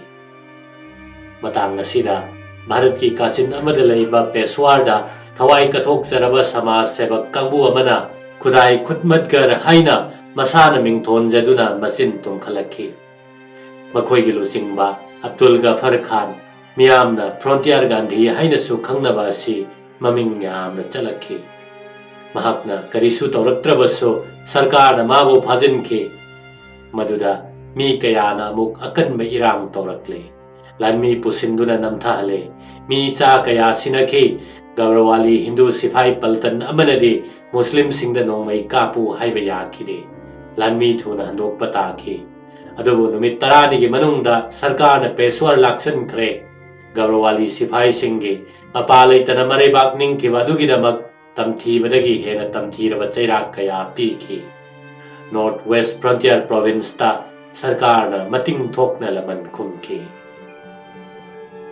Thodokasina British Raj Pumipai Hanki Congress Ki Makok Thongbalu Chingba Kaya Yauna Gandhi Bhajanki Adubo Masina Thoine Hena Mai Hohanki Me Tareta Gandhi Phakiba Numit Nini Ki Matungda Solapur ki textile worker lising yang khaina sarang naraktuna sarkar gi loisang singda akraman tawki yu gi dukan sing mai thai thunamak sahar adu gi mapu oire numit kayani praja sing gi oiba sasan chathaduna leire ningba kairaba arwen congress namthanaba hingsa gi thabak kaya chatharakhi congress working committee member pumnamak bhajinki tha taruk ki manungda Nupi Angang Yauna Congress ki worker Lising Maribudra dagi tadana Apa pun tauki Masina suloi kide Andolon tawasingda Mafam marang kangdana Nongmay pangkap ta kapsin ki Chayna kaya puki Mi chama na kuzing moiduna si ki Lising na soinay ki Sabarmati Ashram da laiba Ikai kumnaraba Imam Sahib na lusingduna Barsna Sol Depot Singda Andolon Tauruba Adu Kakidamakta Police ki kahen basaram chatharaki Amerika ki journalist samana sumna haiki Leba kunithoida Sahi tarani pan chupna reporting taururaga lakpada Darsna da thokleba Paktakna na akibagi masak oiriba thaudawasi Amukta thengnarakpa leitre Nupa nupi Amasung angang pumnamak Makoyna kariso akaiba tauzarudrabaso Tauge haiba ama yauna I matum ngakta olhanki Asumna Kongnet nabagi tabakasida Arwin na apambadu pangbangam kidre Lalhobagi irang asum kankalake British ki laloliti ki phibam asum phasalaktre Maramasina British Raj na Congress ka tangai phadana kusam narak pataki Pukning thogat pagi ahan bawangang British Prime Minister masamak tagi laki Lising amaga chamapan kuntra mathwegi January kunda Congress na yaw haiba yakidaba round table conference seithokpa matamda mahakna haiki Bharat na thunamak responsible cell government ki sing lemjaba amasung ikai khumnaba adu phanglagani January kun mangada ningtam numit ki mangoi nabada Arwenna Congress Working Committee ki member atai sing yauna Gandhi thadorakhi Thaudawasina Congress na pamjariba swaraj adu British na piding lama le haina khanare Elabata na aduna leiriba Motilal Nehru masamak su thajaba pokhe Mahakna haiki Siba tarabare ning tamlaba Bharat ki tampakasida ai sijage Ai aroi bayahib Loilam amada tanjaroi Ning tamlaba lamdam amada tanjage Adubu oithokide Ning tamdringai February tarukta Luchingba sinongaki Congress Working Committee members sing thadoklabanina Arwinna Gandhi ga khusam naba yaragani haina khanjai Wari saminai Wari sanaraba matungda Mars mangada Yanaba ama sahi taunai Masibo Gandhi Arwin Pek haina khangnai गांधीना खोंथांग अनि हंदोखिबदगी अरविंदना मथंता my पाकले हाइना निंगखि अहानबदा civil disobedience की बंदी Singh थादोक्लबदी civil disobedience असि मखा चथररोय मपान की पोत चै सिंह शांति ओइना boycott तौब अदु तौररोय अनीसुबदा मथंगी round table conference ता कांग्रेस यावरगनी अदुगा ब्रिटिश की मखुत्ता डिफेंस फाइनेंस अमसुंग फॉरेन अफेयर्स ती असुम लेहंदुना खनबदा यावरोय हानना लिसिंग अमगा समापन कुनिथोइदा यामना थुना नन कोऑपरेशन के आंदोलन तोखिबदा पेनखिदबा अदुगुमना गांधी की कांग्रेस की मरुप मपांग सिंह निंग बकाइनखि ओना तैनबा थौदौ सिंह अदुदा चममनखि अदुबो गांधीना हारिबा अदुदा चिंगनरबसु सिंगनना अदुम वकतखिदे पेकदु याबा ताखि थांगै सेंबमक्ति गांधीना अरविंदगी वफमदा पुक्चेल चाव यामना उतखि मखा संधि तौनरकपदा अमसुंग स्वाधीनता की लंबीदा खुरौ थांगदना चंगसिनबा यानबा थौरांग तौखि ब्रिटिश राजना मरुप मपांग ओइबगी मतौ उलक्लबदा सैत्यग्रही अमा ओइना यानिंगदबा कया खंजिनखिबने पेकदो इकान कानखिदबदी नतखिदे अरविंदना गांधीबु लेंगमानबा अमगुमना व्यवहार तौरक्लिबदो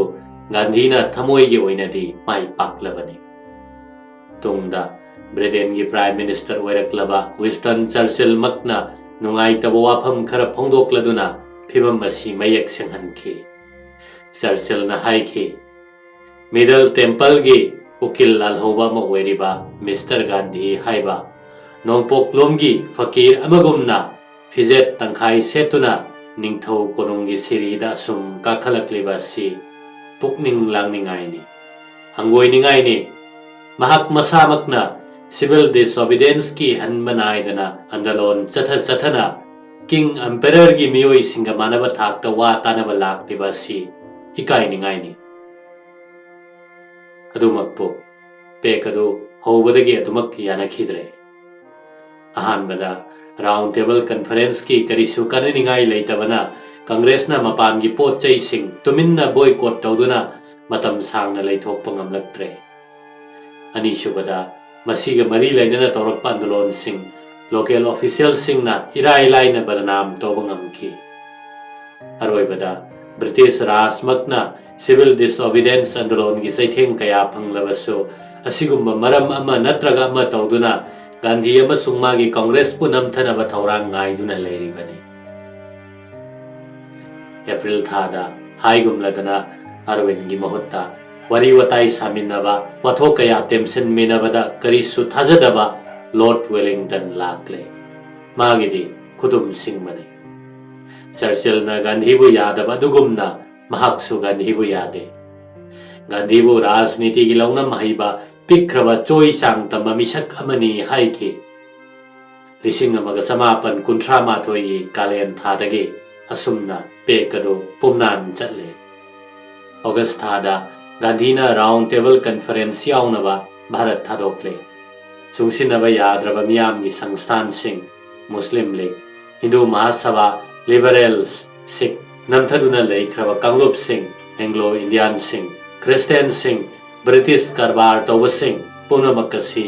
मसा मसागी ओइबा तोंगानबा इलेक्टोरेट अमसुंग रिजर्व असेंबली सिख तालिबा ngaktani मखोई पुनमकसी की मुहत्ता कांग्रेस न सिल्लदुना गांधी मतंतना कॉन्फ्रेंस असि यावरुगदौरिबनी खननै नरकपदा तसेंगबदी कांगलुप खुरिंगी दावी तौरिबा सिंह खनबनी लीग महासभा अमसुंग सिखना मखोई मसेल यानबा अमत्ता लेतबना ब्रिटिश सरकारना यनरिबा सिंह अदु हेक्ट वारेपलगनी हाइना लेपखि कॉन्फ्रेंस अदुना माई पाखरेबदे भारत मसा सिंह मरक्ता मोट मानद्रिबा सिंह अदु प्रचार तौबना ओइखि ब्रिटिश राजना पामजबा सुमदुतनी दिसंबर लोरमदाइदा गांधी भारत हलक्ले हेना खुदोंगथिबा अमुक नंगले टेरोरिज्म की अनौबा इपोम होरक्ले मिदनापुर अमसुंग त्रिपुरा की मैजिस्ट्रेट सिंह यावना मी मापल मथवाई मांगले मिनापुर की मैजिस्ट्रेटी स्कूल तमलिबी नुपी मचा अनि शांति अमसुंग सुनीति चौधरी की खुजिल थौरांगदगिनी थौदोकसिना सरकार वो नमथनबगी तमथीरब थबक अमा पाइखतहल्ली। खुदम ओइना चितागोंग मक्तदा हिंदू नुपा मचा चही 13 15 फाउबगी मनुंगदा लैबा पुमनमक आइडेंटिटी कार्ड पुबा ताखी। एका गाड़ी तोंबा याहनखिदे नुमिदांगदा कर्फ्यू थमखी। प्रोविंस सिंगी सरकार ना टेरोरिज्म सिंगु सौगतले हाइना चिंगनरबदी फनिंगबा मी फाबा ngamhali। North western frontier province अमसुंग यूपी दसु सरकार ना ओत नैबा अमुक खौरै। खुदाई खित मगर सिंह ना पुरित अंगांग बलिलुबदगी कम्युनिस्ट ओइरे हाइना सरकार ना खनखी। मसीगी वना तैनबदा मखोइना कांग्रेस का पुनसिनखी। खोंजंग हिंजिलकपदगी मखोइगी लुचिंगबा अब्दुल गफर खान जेल दा थमजिले। यूपी दना लौ सिंगुबगी पोथोकी ममल यामना हंथखीबदगी लमदम अदुगी लौमी सिंगना खजना थीबदा मतेंग खर ओइनबा हाइदुना इलाहाबाद डिस्ट्रिक्ट दा सत्याग्रह अमा जवाहरलाल सिल्लोबगीदमक महाकपु जेल दा थमजिनखी। पेकदु मवोंग चारक्त्रबदा उपाय अमा पुथोकनबा गांधीना विलिंगडन दा वरी साननबा होनखी। विलिंगडन उनसी हाइबा यारखिदे। निंगबा कायरबा गांधीना सिविल डिसओबीडियंस अमुक खना चथरगनी हाइना लाउथोकी। मदुगी पाउखुम 1952 की जनवरी 4 दा विलिंगडन पिरखी। कांग्रेस तखाइरखी। अतई कांग्रेस की लुचिंगबा सिंगल ओइनना गांधी फाजिले। कांग्रेस अमसुंग मसीगा लैनरिबा संस्थान पुनमक आइन याद्रे हाइना लाउथोकले। कांग्रेस की मरल मथुम मतले अथिंगबा पुमनमक मायोकननबा प्रोविंस सिंगी सरकार पुमनमक इमरजेंसी शक्ति पीरे। पामलिबदी कांग्रेस मरु फंगना मुथतपने। अनौब सेक्रेटरी ऑफ स्टेट सार सैमुअल थोरेना हंदक्ति लाल लोइरे हाइना हाइखी। गांधीना लंदन चत्रिंगै ममांगदा विलिंगडन कांग्रेस मुथतनबा थौरांग हाना तौदुना थनमलबने। 1958 लोइद्रिंगैदा चयोल तरुकी मनुंगदा पांथोकदबा थबकसिंग याथोक्तुना थमख्रबनी। सरकार की मेशिनरी पुमनमक खुदक्ता थबक होहनख्रबनी। आंदोलन तौबा मखै लिसिंग ओइना जेलदा थमजिल्ले। पुलिस सिंग थदोक्तुना ओत नैबा कया तौहल्ले। खुंगंग सिंगदा यांगलेन सरू तेकपा मखै कलेक्टिव फाइन लौखले। खजना थिउ यादब लौमी सिंग खुदक्ता लौफमता नतना अपोत मचै कया मुल्ले। अंगांग मखै वेपिंग एक की मखादा फू चैरे। पाउमी सिंगबुना अमुक्त तौखिद्रेबा मवोंगदा चरम मेटले। मे थागे अंगनबदा मी 40 फारे 90 हेना दंडी पीरे। अदुबो लुसिंगबसु लैजद्रबा मरल मथुमसु कोकलबा कांग्रेसना north west frontier province UP Bihar Bengal अमसुंग बॉम्बे शहरदा पाकसना सिविल डिसओबीडियंस की थबक चथरे। 1952 लोइद्रिबा फाउबदे सरकार ना माई पाकले हाइबा याद्रे। 1953 की अप्रैल फाउबदे आंदोलन असी मपान थोंगी ओइना तोखरे हाइबा याद्रे। मरकसिदा इतोप तोप हिरम अमदा गांधीना संगसेलकले। अनिसुबा राउंड टेबल कॉन्फ्रेंस की मतांगदा British prime minister Ramsay MacDonald ना पांथोकनी हाइकिबा कम्युनल अवार्ड दु 1952 की अगस्त थादा फोंगलकले। अवार्ड असिगी मतुंगिना हिंदू सिंगना मखोइगी समाज की मरक्ता अमांगबनी हाइना पिदोना थमलेबा डिफरेंस क्लासेस हाइना खंगनरिबा सिंग अदु याउना मसिंग यामजदबा मी कांगलुप 13 की तोंगानबे इलेक्टोरेट थमलगनी हाइरे। मैकडोनाल्डना असुमना मियोइसिंग असिबु हिंदू की मपानदा पुथोरकनबा लाकनबा असिदा गांधीना साउरदुना पुनागी यरवादा जेलदगी सेप्टेम्बर 10 अवार्ड असी निंगथीना सेमदोक्त्रिबा मखै सीद्रि फाउबा चरा हेलगनी हाइना लाउथोकले। मसिना अरुबा समस्या अमा ओइहनख्रे। हिंदू असेंबगी लुचिंगबगा सोकना पनबा यादबा मियोइसिंगी वांगांगबा मियोइ ओइरिबा डॉक्टर बी.आर. अम्बेडकर गा लोइनना गांधी की फमुंग मयादा वा ताननबा चंगसिनख्रे। खना नैनबा सिगी मखा तारकपा ओइना सोकना पनबा यादबा सिंग असिना तोंगानबा इलेक्टोरेट तोहलरोय। अवार्ड असिदा पल्लिबा लेजिस्लेटिव सिंग असिदगी मसिंग हेंगतना फंगनी हाइना मखोइदा अचेतपा वा हाइरे। ब्रिटिश सरकार यानरिबा असि लौखले। नुमित 3 की मनुंगदा गांधी चरा हेनबा लेपले। खुदक्ता गांधीना डिफरेंस क्लासेस असिदा Hindu singna juk kayadagi lana urakliba si tokhan nabagidamag All India Untouchability League kauba sangstana malinkale. Tha khara leiraga Harijan kauba haptagi sefong ama puthoktuna anawbu wakhalon ama sandoknaba honari. Gandhina ahanbada Harijan singbo laisangda sangba yanaba hone. Adubu Hindu singna kanna yaningaktabadagi lising amaga chamapan kunthra humdoigi me thada chara henba bu khaure. Handakti masana masabu sengdokchabani hai asengba Hindu singda mahaki apil tabinaba haijai.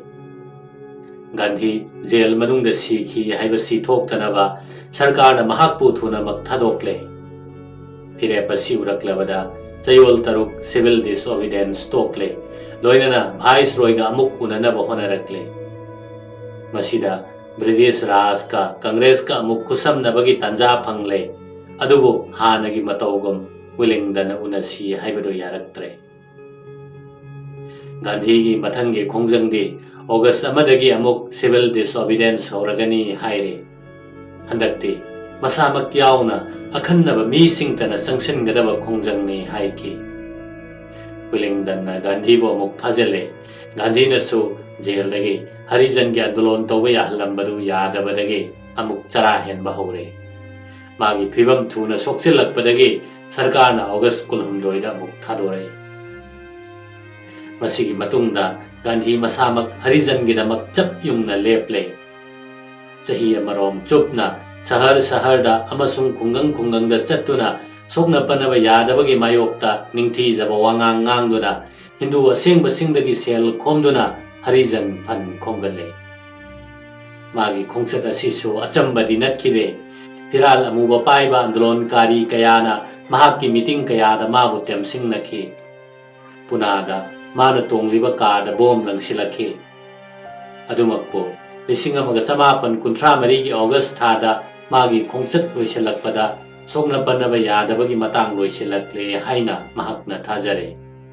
Masimak mahaki henjanna thajaganba oirabasu Harijan gi wafam masi jati gi thakta mityeng chingsinba ngamki. Amasung sokna panaba yadabagi phattaba sing Hindu asengba singgi thopta changhanki. Harijan gi thabak tawrubada Gandhina rajniti gi lamda tungoinare haiduna khudakta rajniti tawba singna waraunare. Hindu gi samasta jati barna khaidokpa si muthatriba makhai sokna panaba yadaba singgi harauningai karisu laite haina kanna thajariba Dr. Ambedkarna Gandhi bu jati barna khaiba pama misakni haina maral sire. Malviya gomba Hindu asengba congressman maknasu Gandhina kanadabada Hindu gi chanabida khut thingzali haina akanba mot pirakhi. Aduga Congress ki marakta hi sariba mi singna civil disobedience andolon da pukning lupke di haidraduna songna panaba yadabagi wathok pusinduna lay haina waraunaki. Lising amaga chamapan kunthra humdoi gi mayai chalakpada Subhash Chandra Bose amasung Bithal Bhai Patel anina Congress asi anauba niti amagi matungina pungsem semdok patangai padre anauba thosel ama puthoktaba yadre masigidamak anauba luchingba matangai padre hairakhi. Lising amaga chamapan kunthra marigi April thada Gandhi bu yamna pamjariba Jawaharlal makna mangonda thajaba pungma mangkhibagi wa hairakle. Maram asidagi Gandhina rajniti dagi potharage haina khale. Adubu Congress manungda karakliba sidi thingaudaba yade haiba wafam asidagi hana mawong tahalamdaba yadri haina ningki. Semnaba honariba sangvidhana sigi makhada Swarajes natraga righties haina khangnariba sing asina election yawba pamle. Aduga leftist hairiba kangbu asina achauba ahongba kaya amasung samaj ki oina achumba kaya purakhini hairi. Ani asigi marakta sandainaba ngamba midi Jawaharlal mathantani haina Gandhina thajai. Aduga mahakna haiki. Ai amadi atai ahal loiselaklaba nupa nupi singna tokhibada Congress ki tingkhangi lohupasi upkadabade Jawaharlal tani haibasi masana tajarabani. Lising amaga chamapan kunthra marigi October da khungang chawkhanaba honabada saruk yarunabagidamak Gandhina Congress thadokhi.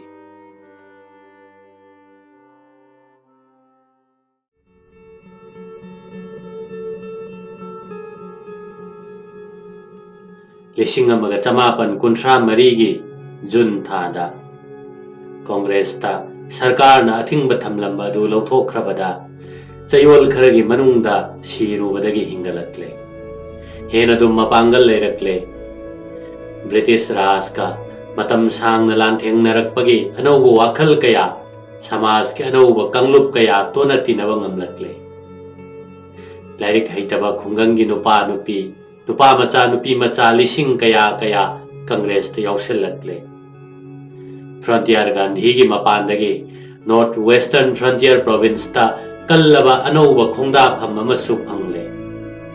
mafam adugi luchingba singna mathaklomdagi lamjing kaya hakthengna phangbadagi masa gi shakti amasung pangal mathan-tana yamna semgatcharakle tha kaya wilingdana ot nei khibadu thingba ngamkhibadagi masana masabu thajaba kaya hengalakle amaromda british rajna atopa mawong amada mityeng thamle congress po sarta amata yaudana civil disobedience tokhale masagya sokpasing lektuna leire ramse mcdonald gi communal award na kangluk machet tahanduna jati gi oiba apunba khongchatta semjenba waragadaba amangba kaya thokhale khalifat matam gi congress ka likka khusamna kibadu pumtok tokna khre lising amaga samapan kuntra humdoi gi mayaida british parliament ta khana naina kiba rajniti gi reform singda masak machu thokidaba amasung congress ki phibam sokchin kibadu mayek sengna utle simon commission na thijin humjin ba phagi tarba round table conference ki mifam ahum lising amaga samapan kuntra manga gi august mari gi government of india act sahi taret chupna tande mande khana nainarak pasing asina congress na tanjarakliba tan mapum madu supna tangi tangang machet khajik-tang oiduna tokle ekasina chauna purakhiba hongba haibabu province singda dair ki mahutta popular rule asitani akon bagi asina mikhal da karaklaba mantri singna thabak loina pairagani governor na emergency gi matamda akhannaba sakti gumba kharatang yengselle atopa khongthang amana nupi su vote piba yaragani voter singi maral mathum gi chang yamna hantharagani haibasini masina electorate asi missing million taruk tagi kunthra phawba hengat hanba ngamle ekasina bharat ki ningthau panba leibak singsu apunba bharat ta yauhallagani center da lairiba federal government ki lower house ki member masing saruk ahum gi manungda ama nominate tohallagani upper house na saruk manga gi manungda ani nominate tohallagani asumna nominate torakliba member mayam asigi mateng lauraga rajniti samajik amasung arthaniti ki saukhat khongjel talakliba pumnamak michang semduna tasin usinadaba yaragani haiba pirepasi mayek sengle masina supendraduna finance defense foreign affairs amasung railway na chingba maruiba hiram kaya sidi viceroy gi supnam sasan makhada adumak thamki adumakpo hariba federation asi ningthau macha singna yaningdabana mathwai pandre ningthau panba state singi apunba mising tangkhai natraga tangkhai degi hena mahut sinba singna federation asi yarabadi atai lemhoriba singna su yagadabani haiba phibam asigi matungina ekasida ningthau macha singbu yaningba natraga yaningdaba phongdokpa yaragani hairi adubu british rajnadi makhoina yaraknaba kanna taksinkhide makhoina su congress ki wakhalonda makhoigi laucha sakti amasung kudong chabana singbadu yaningdabana congress ka khusamnaba su pamkhide asumna federal scheme gi thabak koina chathaba ngamkiba haibado federal court amasung federal bank ama thamkiba asitani yamna maruwariba wafam amana bharata संविधान की मरम खुमांग चौसिन्नबा dominant status थंबगी मतंगदा Arvind ना हरमबादु सही तरुक हौख्रबसु एकसिदा करीसु पलमद्रे British राजना nationalist सिंगा खुसम नबगी मतंग याउद्रे साथीना निंगबा कायरबा कांग्रेस ना एकसि हौजिक ओरिबा संविधान असिदगी हेना मबुक सेंगदबा तमथिनिंगाई ओइबा मोंग अमनी हाइना लौख्रे ꯖꯋꯥꯍꯔꯂꯥꯜꯅꯗꯤ ꯃꯤꯅꯥꯏ ꯑꯣꯏꯕꯒꯤ ꯆꯥꯔꯇꯔ ꯑꯃꯅꯤ ꯍꯥꯏꯕ ꯐꯥꯎꯕ ꯍꯥꯏꯈꯤ, ꯃꯔꯝꯗꯤ ꯕ꯭ꯔꯤꯇꯦꯟꯅ ꯁꯛꯇꯤ ꯄꯨꯝꯅꯃꯛ ꯄꯥꯏꯁꯤꯜꯂꯒ ꯁꯛꯇꯤ ꯌꯥꯎꯗꯕ ꯊꯕꯛ ꯄꯥꯡꯊꯣꯛꯄ ꯉꯝꯂꯣꯏꯗꯕ ꯗꯥꯏꯇ꯭ꯌ ꯄꯨꯝꯅꯃꯛ ꯚꯥꯔꯠ ꯃꯆꯥꯁꯤꯡꯗ ꯍꯨꯟꯖꯤꯜꯂꯛꯄꯅꯤ ꯍꯥꯏꯈꯤ꯫ ꯑꯗꯨꯃꯛꯄꯨ ꯃꯇꯝ ꯑꯗꯨꯈꯛꯀꯤꯗꯤ ꯀꯪꯒ꯭ꯔꯦꯁꯃꯦꯟꯁꯤꯡꯒꯤ ꯃꯦꯖꯣꯔꯤꯇꯤ ꯑꯣꯏꯔꯤꯕ ꯔꯥꯏꯇꯤꯁꯁꯤꯡꯅ ꯑꯃꯕꯨ ꯑꯣꯏꯔꯕꯁꯨ ꯄ꯭ꯔꯣꯚꯤꯟꯁꯁꯤꯡꯒꯤ ꯏꯂꯦꯛꯁꯟꯗ ꯌꯥꯎꯁꯤꯟꯕꯒꯤ ꯐꯤꯔꯦꯞ ꯂꯧꯔꯦ꯫ ꯖꯋꯥꯍꯔꯂꯥꯜꯁꯨ ꯃꯗꯨꯗ ꯌꯥꯎꯁꯤꯜꯂꯦ꯫ ꯂꯥꯏꯔꯕꯁꯤꯡꯗ ꯃꯁꯛ ꯊꯣꯛꯅ ꯑꯋꯥꯕ ꯀꯣꯛꯍꯟꯒꯅꯤ, ꯕ꯭ꯔꯤꯇꯤꯁꯀꯤ ꯃꯤꯅꯥꯏ ꯌꯣꯜꯍꯤꯡ ꯅꯥꯟꯊꯣꯛꯀꯅꯤ ꯍꯥꯏꯕ ꯑꯀꯟꯕ ꯈꯣꯜꯂꯥꯎ ꯌꯥꯎꯕ ꯏꯂꯦꯛꯁꯟ ꯃꯦꯅꯤꯐꯦꯁꯇꯣ ꯑꯃ ꯁꯦꯝꯂꯒ ꯖꯋꯥꯍꯔꯂꯥꯜꯅ ꯆꯣꯛꯊꯕ ꯂꯩꯇꯅ ꯂꯩꯕꯥꯛ ꯁꯤꯟꯕ ꯊꯨꯡꯅ ꯆꯠꯈꯤ꯫ ꯃꯍꯥꯛꯀꯤ ꯅꯤꯡꯊꯤꯖꯔꯕ ꯃꯁꯛ ꯃꯇꯧ, ꯅꯍꯥ ꯑꯣꯏꯕꯒꯤ ꯃꯄꯨꯛꯅꯤꯡ ꯂꯨꯞꯄ ꯃꯑꯣꯡ ꯑꯃꯁꯨꯡ ꯄꯨꯛꯆꯦꯜ ꯆꯥꯎꯕꯒꯤ ꯑꯗꯔꯁ꯭ꯌ ꯑꯁꯤꯅꯆꯤꯡꯕ ꯑꯁꯤꯅ ꯆꯠꯈꯤꯕ ꯃꯐꯝꯁꯤꯡꯗ ꯃꯤꯌꯥꯝꯕꯨ ꯁꯨꯝꯍꯠꯄ ꯉꯝꯂꯦ꯫ ꯒꯥꯟꯙꯤꯒꯤ ꯍꯦꯛ ꯃꯊꯪꯗ ꯃꯍꯥꯛꯅ ꯚꯥꯔꯠꯀꯤ ꯈ꯭ꯋꯥꯏꯗꯒꯤ ꯍꯦꯟꯅ ꯅꯨꯡꯁꯤꯔꯕ ꯂꯨꯆꯤꯡꯕꯅꯤ ꯍꯥꯏꯅ ꯃꯤꯌꯥꯝꯅ ꯂꯧꯅꯔꯦ꯫ 1838ꯀꯤ ꯐꯦꯕ꯭ꯔꯨꯋꯥꯔꯤꯗ ꯏꯂꯦꯛꯁꯟ ꯐꯣꯜ ꯍꯥꯏꯗꯣꯛꯂꯦ꯫ ꯖꯋꯥꯍꯔꯂꯥꯜ ꯑꯃꯁꯨꯡ ꯀꯪꯒ꯭ꯔꯦꯁꯀꯤ ꯐꯤꯚꯝ ꯌꯥꯝꯅ ꯐꯔꯛꯂꯦ꯫ 100ꯒꯤ ꯃꯅꯨꯡꯗ 70 ꯍꯦꯟꯅ ꯀꯪꯒ꯭ꯔꯦꯁꯅ ꯐꯪꯈ꯭ꯔꯦ꯫ ꯄ꯭ꯔꯣꯚꯤꯟꯁ 12ꯒꯤ ꯃꯅꯨꯡꯗ 5ꯗ ꯑꯦꯕꯁꯣꯂꯨꯠ ꯃꯦꯖꯣꯔꯤꯇꯤ ꯐꯪꯂꯦ꯫ 6ꯁꯨꯕ ꯑꯗꯨꯁꯨ ꯐꯤꯚꯝ ꯑꯗꯨꯝ ꯃꯐꯔꯤ꯫ ꯑꯗꯨꯕꯨ ꯑꯋꯥꯕꯗꯤ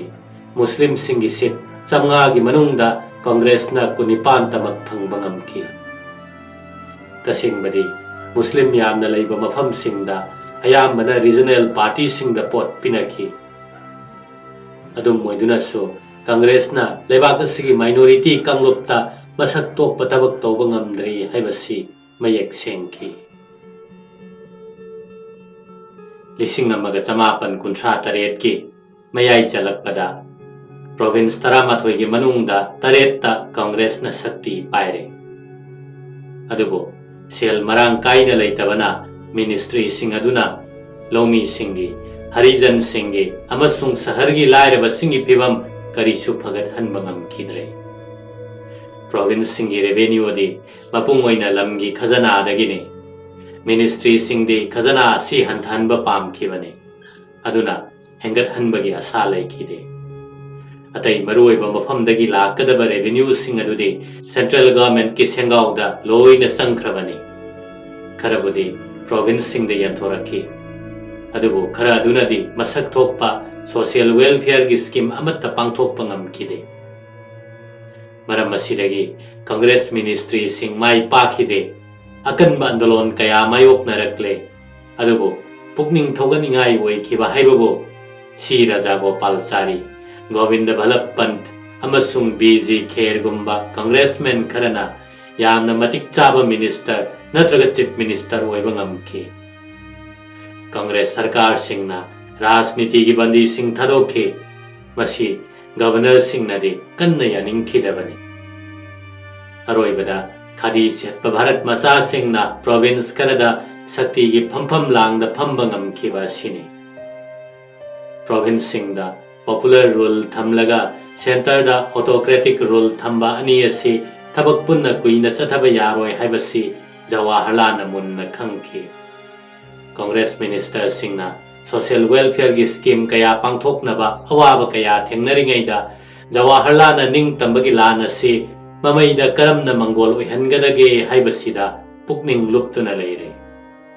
ꯊꯕꯛ ꯑꯁꯤꯗ ꯃꯍꯥꯛ ꯃꯇꯤꯛꯁꯨ ꯌꯥꯝꯅ ꯆꯥꯕꯅꯤ, ꯃꯔꯝꯗꯤ ꯏꯇꯤꯍꯥꯁ ꯃꯃꯨꯠ ꯇꯥꯅ ꯈꯪꯕꯗꯒꯤ ꯃꯇꯝ ꯑꯗꯨꯒꯤ ꯔꯥꯖꯅꯤꯇꯤꯒꯤ ꯂꯨꯆꯤꯡꯕꯁꯤꯡꯗꯒꯤ ꯃꯍꯥꯛꯅ ꯈꯨꯃꯥꯡ ꯌꯥꯝꯅ ꯆꯥꯎꯁꯤꯟꯕ ꯉꯝꯈꯤ꯫ ꯖꯋꯥꯍꯔꯂꯥꯜ ꯅꯦꯍꯔꯨꯒ ꯒꯥꯟꯙꯤꯒ ꯍꯧꯔꯛꯐꯝ ꯁꯥꯒꯩ ꯌꯥꯝꯅ ꯈꯦꯟꯅꯈꯤ꯫ ꯖꯋꯥꯍꯔꯂꯥꯜ ꯈꯨꯅꯨꯡ ꯆꯪꯕ ꯍꯤꯟꯗꯨ ꯏꯃꯨꯡꯗꯒꯤ ꯍꯧꯔꯛꯈꯤꯗꯦ, ꯃꯔꯝ ꯑꯗꯨꯅ ꯍꯤꯟꯗꯨꯒꯤ ꯄꯔꯝꯄꯔꯥꯒꯤ ꯒ꯭ꯌꯥꯟ ꯑꯃꯁꯨꯡ ꯂꯧꯁꯤꯡ ꯃꯉꯣꯟꯗ ꯃꯃꯤ ꯇꯥꯗꯦ꯫ ꯂꯣꯏꯅꯅ ꯃꯍꯥꯛꯀꯤ ꯃꯍꯩ ꯃꯁꯤꯡ ꯏꯪꯂꯦꯟꯗ ꯇꯝꯂꯛꯈꯤ꯫ ꯆꯍꯤ 10 ꯈꯔ ꯍꯦꯜꯂꯛꯄꯒꯤ ꯑꯗꯨꯋꯥꯏꯗ ꯁꯥꯏꯟꯁ ꯗꯤꯒ꯭ꯔꯤ ꯐꯪꯂꯒ ꯕꯥꯔ ꯇꯝꯕ ꯌꯥꯔꯕꯅꯤ꯫ ꯑꯗꯨꯕꯨ ꯑꯥꯏꯟꯒꯤ ꯋꯥꯁꯤ ꯃꯉꯣꯟꯗ ꯀꯌꯥ ꯄꯥꯝꯅ ꯊꯣꯛꯈꯤꯗꯦ꯫ ꯃꯄꯥ ꯏꯕꯨꯡꯉꯣꯅ ꯊꯋꯥꯏ ꯂꯨꯞꯂꯤꯕ ꯅꯤꯡꯇꯝ ꯏꯍꯧ ꯑꯗꯨꯗ ꯃꯍꯥꯛ ꯄꯨꯛꯅꯤꯡ ꯆꯪꯈꯤ꯫ ꯖꯂꯥꯟꯋꯥꯂꯥ ꯕꯥꯒꯇ ꯕ꯭ꯔꯤꯇꯤꯁꯅ ꯍꯤꯡꯁꯥꯕꯒꯤ ꯊꯧꯗꯧ ꯇꯧꯈꯤꯕ ꯑꯃꯁꯨꯡ ꯒꯥꯟꯙꯤꯒꯤ ꯄ꯭ꯔꯇꯤꯚꯥ ꯑꯗꯨꯅ ꯃꯍꯥꯛ ꯀꯪꯒ꯭ꯔꯦꯁꯇ ꯌꯥꯎꯕ ꯇꯥꯈꯤ꯫ ꯃꯍꯥꯛ ꯑꯆꯝꯕ ꯀꯪꯒ꯭ꯔꯦꯁꯃꯦꯟ ꯑꯃꯗꯤ ꯅꯠꯈꯤꯗꯦ꯫ ꯂꯥꯏꯔꯤꯛ ꯌꯥꯝꯅ ꯄꯥꯏ, lam kaya chale Bharat ki phibam itihas amasung antarjati gi mityeng dagi yengki darshanik amagi mihul leiba maramna samaj ki oija oithak natraga tawningbata tawbagi sakti mahakna khak yaba ngamkide khangbasu ngamkide Lising amaga chamapan tara-taret ki Bolshevik Revolution da mangonda safu yamna leihanki Lising amaga chamapan kuntaruk kuntareta Europe amasung Russia da koiroi akanba socialist ne amasung samrajbadi bu yaningdaba miyoi ama oire Brussels ta leiringaida colony gi ot naiba amasung samrajbadi gi mayokta amasung jati gi ningtambagi lik haiba sangstan adugi honorary president toiki Russia da koiringaida prithvi gi ahanba communist state mai palakpasida khoidaba pokhi thagatuna article kaya mathang eki maduna maram oiduna British Raj po mahakna karimata yaningkhide lising amaga chamapan kunthra humdoida communist amani haina chingnadana matek khara jail da thamlabasu mahakna communist andolon gi damakta karisu tawkhide adubo lising amaga chamapan kunthra marida Acharya Narendra Dev Jai Prakash Narayan amasung atai kayana lingkhatlamba Congress Socialist Party budi mahakna kanna saugatkhi masidagi hendoktuna mahakna socialist pattern of society ama ningtamlaba Bharat ki damak mangmang bahokhi lising amaga chamapan kunthani panda ningtamba phangani haiba asa amatta uraktrabada mangasi mangphauna na bahonakhi Bharat na ningtamlaba matung sahi taragi manungda misam praja amagi senthok saruk ahum hengat hanba ngamnabagi damak mangjauna na sem sanaba National Planning Committee ama mahakna lingkhatkhi atai kanamatana khangdrabasu mahakna ningtamba phanglaga jati gi lusingba singi thodang yamna chaurakani haina achet pathajaba thamki National Planning Committee asina sindam pham oibatanatana ningtamlaba Bharat ki tungi Planning Commission oirakhi lebaki tungi ai phanaba thorang tawbada yamna chauraba thodang yarakhi Nehru na Bharat ki rajniti ki phirepta achauba ahomba amasu purakhi lising amaga chamapan kunthra tarukta Congress President oina warep kaya thangale Spain gi ningthau singna Republican government sing namthanaba honabada German na mateng pangkhibadu yaningdaba phongdokhi China da Japan na landaba yaningkhide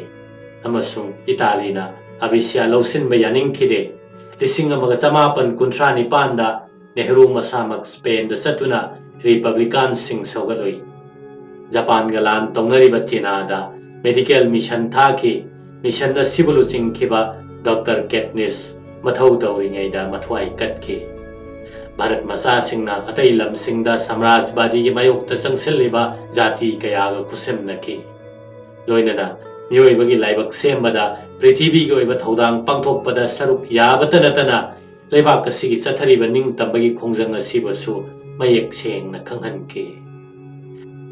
Nehru gi wakhalda Bharat ki ningthau panba leibak sing asibo nationalist ki khongjang asida mapung phana saruk yahningki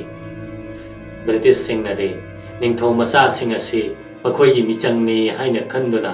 lising amaga chamapan kunthra manga gi ekta Congress pu namthanaba thorangda makhoi gi mapham chauna khaklobani adubo British Raj na leibak ki saruk ahum thokpagi ama makhoi gi laidhi uhenkiba sina Nehru na thawai yamna sokhi phibam asi hek yariba bakhai thuna sumthokadabani haina pukningda chap yungna lepki honakiba sing mai ipak pakhidabadi natte state kayada praja parisad sing semduna miyamgi awaba phongdorakhi halabar maktada lising amaga chamapan kunthra helakpada tamthiraba Maharaj ki mayokta praja singna irang horakle sahi kaya Europe ta Maharaj adu British Raj na thamki adubo ayamba ningthau macha singna daita yaudaba thabak kaya chatharakhi khudam moina Jamnagar da ningthauna state revenue gi chamagi manungda yankhai gi ngakya matkhi lising amaga chamapan kunthra tarukta All India State People's Conference ta sabapati oiraduna Nehru na ningthau singda darkhas thaduna awaba kokhannaba haijabagi mahutta miyamgi achauba andolon tawgadabani haiki khongjang asi thunamak Mysore da chathaki खुदक्ता माई पाखिद्रबसु निंगथौ पानबा भारत की state सिंगदा अनौब मिकअप अमदी थोखनखी Orissa की लमदमदा लैबा state कयादा tribal सिंगना लौमी Minai ओइबगी मायोक्ता लांजंग चंगसनखी लेरुंग तेन पुथोक्तुना कापखी हैदराबाद ट्राभांकर अमसुंग कोचिन की लमसिंगदा communist सिंगना राजनीति की ओइबा reform कया पुरकनब लमजिंगखी गांधीना राजनीति दगी पोथाख्रबसु थोक्लिबा थौदोकसिंग असिदा महाकसु शक्ति अमदी अदुम ओइरी महाकना कांग्रेस पो निंगथौ मसासिंग की लमदा खुद थिंगजिनबा पामखिदे मरमदे माइगे अनी थोकना लांथेंगनबा हाइबसि कांग्रेस की सोंथनबगी फिबम सेमबने मरम असिदगी 1994 दा कांग्रेसना पूर्ण स्वराज असि भारत पुंबगी ओइरबसु निंगथौ पालिबा लमसिंगददी लमदम अदुगी प्रजासिंग तना लांजंगदबनी हाइखी अदुबो नेहरूना माई पाखरिबा असि ब्रिटिश सिंगना निंगथौ मसासिंगबो मतम सांगना ngak सेनबिरिबा अदु थुनमक अहोंगबा अमा लाक्लगनी हाइना खंगनखिबा असिनि सैरकसिदा लेबाक की फिबम हेन लुसिलखी प्रोविंस सिंगदा कांग्रेसना राजनीति की शक्ति पाइसिलकपदा मुस्लिम लीग का यसिन्नबा कया थोरक्ली मसिना मरम ओइदुना निंगतम लांजंगदा मचाई तौरकपगी खुदोंगथिबा कया थोरक्ली मतम खरदे मुस्लिम लीग की फिबम यामना फलुद्रबने 1950 लानखलकपगी मतम अद्वाइदा मेंबर 1,000 फावबा फारुद्रबने अदुबो 1953 दा अनौब संविधान लाकपा हौरे प्रोविंस सिंग इलेक्शन तौरकदौरे अदुना लीग की मपांगल कंदबा यारक्त्रे जिनातना फिबम असी फगदहनबा ngamgani हाइना खनरक्ली 1953 दगी इंग्लैंड लैदुना प्रिवी काउंसिल उकिल ओइरुरबा जिनाना लीग पुलमजिंगलगे हाइबा यारक्ले हेक यारक्पगी था अदुमक्तदा भारत की राजनीति दा खोंगदाररे मतम मदुदा गांधी दे राजनीति दगी मतम खरा पोथादुना लैरिबनी ताइवोनना थोरक्लिबा तांजा असि मतुंगी थौदोकसिंगदा यामना मरुओइबा ओइरक्खी जिना भारत की राजनीति की लुचिंगबसिंगी मनुंगदा मकोक थोंगना लैरिबा लुचिंगबसिंगी मरक्ता अमने मतम अमदा कांग्रेसमैन ओइरंबा गोखलेगा हैरप माने कांग्रेस अमसुंग लीग अनीना 1953 लखनऊ पेक सेमहनबदा अचौब थौदांग याखी महाक होम रूल यामना पामजबा लीग की मियोइने रोलट एक्ट साथीना याखीदे गांधीना राजनीति दा खोंगदारक्त्रिङै की ममांगदा महाकना कांग्रेस की थौरमसिंगदा यामना थवाई यावना यावखी अदुबो ममैददी कांग्रेस पु जाति की अपुनबगी नत्तबा हिंदू सिंगतगी ओइबा संस्थान अमनी हाइना लौखी मसामक बैरिस्टर अमा ओइना नहा ओइरिङैदा चही कयामुक इंग्लैंड लैरोइ इंग्लिश की साजत लमचत लोइना हिनखी मतांग अमददी इंग्लिश ड्रामा फावबदा ममिंग लैरुरे लीग की मनुंग मक्तदा खनरिबा चैनरिबा मयाम अदु उबदा हिनरक्त्रदुना इंग्लैंड चटखिबने मफम अदुदा महाक यामना चुसिन्नना लैबा ngamखी कंजर्वेटिव पार्टी की मेंबर अमोइना ब्रिटिश पार्लियामेंट तफाव चटनबा होनखी अदुबो टिकेट फंगबा ngamdabadagi भारत की राजनीति दा चंगलगे हाइना मबुकनिंगदा लेपखी जवाहरलाल गुमना जिनासो 1955 की एक अदु कन्न यानिंगखिदे लिक्सो भारत की मपुंग फाबा नेशनल सेल्फ गवर्नमेंट लैगदबनी हाइना लाउथोखले कांग्रेस का लीग का इज्जत लैना वाफम मसी यानरबदी सोइदन ओइथोकनी हाइना सुथाजै तसेंगबदी पार्टी अनि असि खुसमनरगा प्रोविंस सिंगदा सुंगसिनबा सरकार सेंबा पामजरमबने अदुबो लीग मनुंगदा लैरिबा इना खुनबा मुस्लिम सिंगनदे कांग्रेस की जाति खाइदबा सोशलिस्टिक ओइबा मोवंग अदुगा सुंगसिनबा यारोय हाइना कन्न येतखे मरम असिदगी वाफम असि कांग्रेसमैन मरक्ता थोइना थौसानखिदे इलेक्शन की फॉल फलक्तबा मुस्लिम की सीट मसिंग सरुक मरी थोकपगे अमा फावबा लीगना फंगबा ngamखिदबा कांग्रेस का लीग का पुण्य शक्ति पाइमिनसी यादबा सिना जिनाना अनौब लालोंग अमा सागलकले कांग्रेस पु हिंदू की संस्था ने मुस्लिम मुदहनगदौरिबनी हायरक्ले कांग्रेस अमसुंग हिंदू की मायोक्ता नत्तब कया संदोक्तुना मुस्लिम की इहौ सागत्तुना लीग की मपांगल कनखत्नब होनरक्ले। कांग्रेस असिना ब्रिटिश की संगिन की मतेंग लौरगा भारत पाइसन खीगदौरे जाति मसेल लान तौनहनगदौरे हाइबन चिंगबा अतत अखम लेतन संदोरखी। गांधी दसु अतमनना ओइदब कया हाइजनखी। नुपा असिना हिंदू धर्म योखत्नबगिदमक कांग्रेस पु खुलाई ओइना सिजनरे। लेबाक असिदा हिंदू राज थमगदौरे हाइबन चिंगब कया फोंदोक्तुना मराल सिरखी। गांधी अमसुंग कांग्रेस पुसैबा सिना मुस्लिम की मरक्तगी जिनाबु यामना पामनरखी। 1953 लीग की सेशन महाकपु अचौब लुचिंगबा हाइना तरामना ओखी। 1959 की सेशन मिंगथोल असिना लीग की मपांगन कनखत्लहले। मी लिसिंग कया मेंबर ओइरक्ले। ख्वाइदगी चाउब मुस्लिम की पार्टी ओइरे। कांग्रेस का भाग तामिननबगिदमक गांधी अमसुंग कांग्रेस की प्रेसिडेंट सुभाष चंद्र बोस का वरी सामिन्नबदगी जिनागी इज्जत अमुक हेनगदले। अदुबो भाव तामिन्नब हाइरिबसी कांग्रेस न लीग कसिबो मुस्लिम सिंगी अमत्त ओइरब संस्थानी हाइबसी यानरे। मसिना ताकलिबदी कांग्रेस असी हिंदू की संस्थानी हाइबसीनी। हाइरिबो वफम असिदा यानदबदगी वरी साबदु कानखिद्रे। कानखिबा हाइबबो जिना अमसुंग महाकी लीग ममिंग चत्प हेंगतखी। कांग्रेस ना हिंदू सिंगतगी पार्टी नी हायु याद्रबदा जिना ना अतोप लालोंग अमा मुक तौरक्ले। लीग ता रिपोर्ट नी पिखले पामलिबदी कांग्रेस मिनिस्ट्री सिंग चई थांगबने। मुस्लिम सिंग बु तोंगाना ताहले ओट नैबिरे हाइबसिना पांडम ओइरे। कांग्रेस ना अरानब प्रचार असी सेंगदोक्नब होने भारत की चीफ जस्टिस सार मॉरिस गोयार्ड विचार तौहली। विचार अदु जिनाना यानिंगखिदे मरमदी महाकना पामलिबदी मुस्लिम सिंगी मरक्ता हिंदू की हनबने। लीगता मुस्लिम पुनमक चंगलक्नबने। 1959 की सेप्टेम्बर थादा पृथ्वी की अनीसुब लंजाव थोरक्ले। लान हेक लोइबगा निंग तमलब भारत की अनौब संविधान अमा सेमदुना सेंटर दा पॉपुलर रूल थमलगनी हाइबगी चप चाब खोंगथांग अमा लौरब मतुंगदा ब्रिटेन की दमक कांग्रेस न चप चाना सौगतलगनी हाइरे। अदुबो वाइसरॉय लेलित क्रोना फरब तंजा आसी लौखिद्रे। जिनादा खुदोंग चाब पीदुना मतुंगदा संविधान सेमनब होनरकप खुदिंगदा कांगलुप कयागी मिहुतसिंगा तानरगा थबक चथगनी हाइरक्ले। कांग्रेस ना असाव अमग लोइनना कांग्रेस की प्रोविंशियल मिनिस्ट्री पुनमक थबक तोकनब हुकुम तौरे। नवेंबर थामक्तदा तोकपसु तोखरे। हराउजरब जिनाना 1959 की डिसेंबर 19 अवाब कोकप नुमित हाइना लिखना पालन तौगनी हाइना लाउथोकले। लालहौबसिना कांग्रेस पुनम थबा अमसुंग साम्राज्यवादी की खोंगचत कनखत हनबदा लीग की मतेंग यामना लौब ताए हाइना लेरित क्रोना थाजे।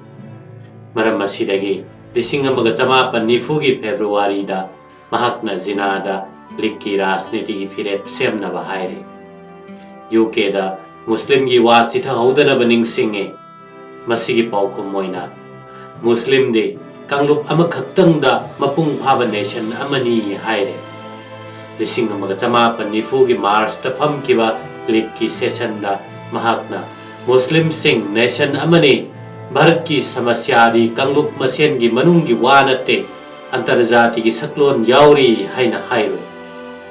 मरम असिदगी मुस्लिम सिंह न मसिंग यामना लैरिबा अवांग नोंगचुप अमसुंग नोंगपोक की लमसिंग असी निंग तमलब स्टेट सिंह ओइना पुनसिनगदबनी हाइना लीगना दावी तौरे। मुस्लिम सिंह न तोंगानब नेशन अमनी हाइबा वाफम असी 1950 अहानबा ओइना भारत की नेशनलिज्म की मतम अमगी कवि ओरंबा मोहम्मद इकबाल न पुथोखिबने। चही खरा लेरगा कैम्ब्रिज यूनिवर्सिटी दा लाइरिक तमलिबा मुस्लिम छात्र खरना पाकिस्तान हाइबा वाहई अमा पंजाब अफगानिस्तान नत्रगा north west frontier province Sindh अमसुंग बलूचिस्तान हाइबा मिंगसिंग असिदगी साजिनखिबा अमा सेमदुना ममा लेबाक अमगी मंगमंगखी। 1990 की मार्च थादा लेपकिबा लीग की वारेप अमना पाकिस्तान की वा पनखिदे निंगतमलबा स्टेट सिंग हाइबसिसु मयेक सेंखिदे अदुबु जिनागी अनिंगबदी फोंदोखरे भारत मचेत तहनगनी हिंदुस्तान की मखुत्तगी मुस्लिम सिंग कनगनी हाइबसिने निंगतम इहौदा अवाब पोलोय अमगी इंगित तौरे जिनाना नेशन अनिगी वा पुसिलक्लिबा सिगी मरम पे हिंदू मुस्लिम अनिगी धर्म की वाखल समाज की चनबी अमसुंग साहित्य मानदे हाइकी मखोय लौना लेनबसु यादे चामिन थकमिन्नबसु यादे तसेंगनमक मखोय की सबत्या तोंगान तोंगान लेनब ngaktane मसी अचुंबसु नते मरई खुयत असि अर्थ थोक्तबगी मरमदे धर्मना नत्रगा तोंगानब सबत्या फावना नेशन अमा सागतकदब नते मिडल ईस्ट थंगना थंगनब मुस्लिम स्टेट कया लेरी यूरोप क्रिस्टियन स्टेट कया लेरीबा सिना हाइरिबा सि पुमलान लालिबने मसिदगी हेना मरु ओइरिबा वाफम अमना जिनाना पोक्त्रंगै शताब्दी कया मुक्ता हिंदू मुस्लिम पुन्न शांति ओइना लेमिनरखिबने तसेंगना हाइबा तारबदे हिंदू मुस्लिम जाति अमतने मरमदी मुस्लिम अयाम हिंदू दगी ओलक पंगाक्तने मखोय मसेल लौना लेनब याद्रबसु लम लम की कल्चर अमसुंग लोन अमत्त ओइमिनखिबने खुदम ओइना हाइरबदा बेंगोली मुस्लिम सिंग पंजाबी मुस्लिम सिंग दगी बेंगोली हिंदू सिंग दना हेना नक्सिने अदुगा फ्रंटियर हिंदू सिंग ना ट्रावांकर हिंदू सिंग दगी हेना फ्रंटियर मुस्लिम सिंग दना मानव कया लेरी मरम असिना नेशन अनी की वाफम असी अर्थ यावदबने ब्रिटिश राज की डिवाइड एंड रूल हाइबदु पुसललमद्रबदे नेशन अनी करीशु थोक्लम लोइदबने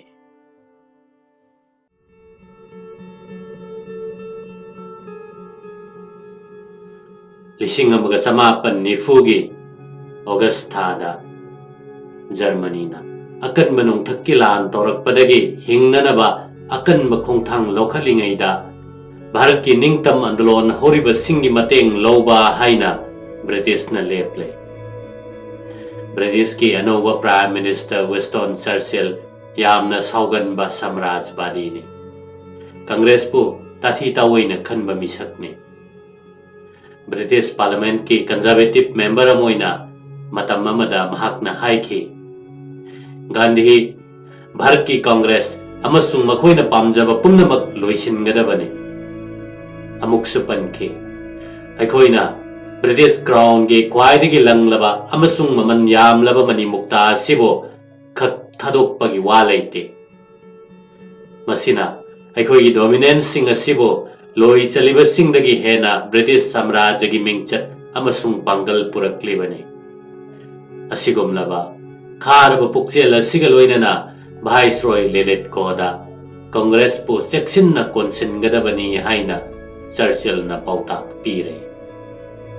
लेलेट कोना लान लोइबगा डोमिनेंट स्टेटस थमनबा संविधान अमा सेमनबा थौरांग तौगनी हाइना लाउथोकले अदुबो असिमसु कौथोक्तना हाइररे हौजिकी दायित्व सिंह असि भारत जाति की पुंसीदा मसिंग याम्बा अमसुंग शांति लैबा कांगबुना हकथेंगना यानिंगद्रबदे सरकार अमत्तदा खुसिनरोय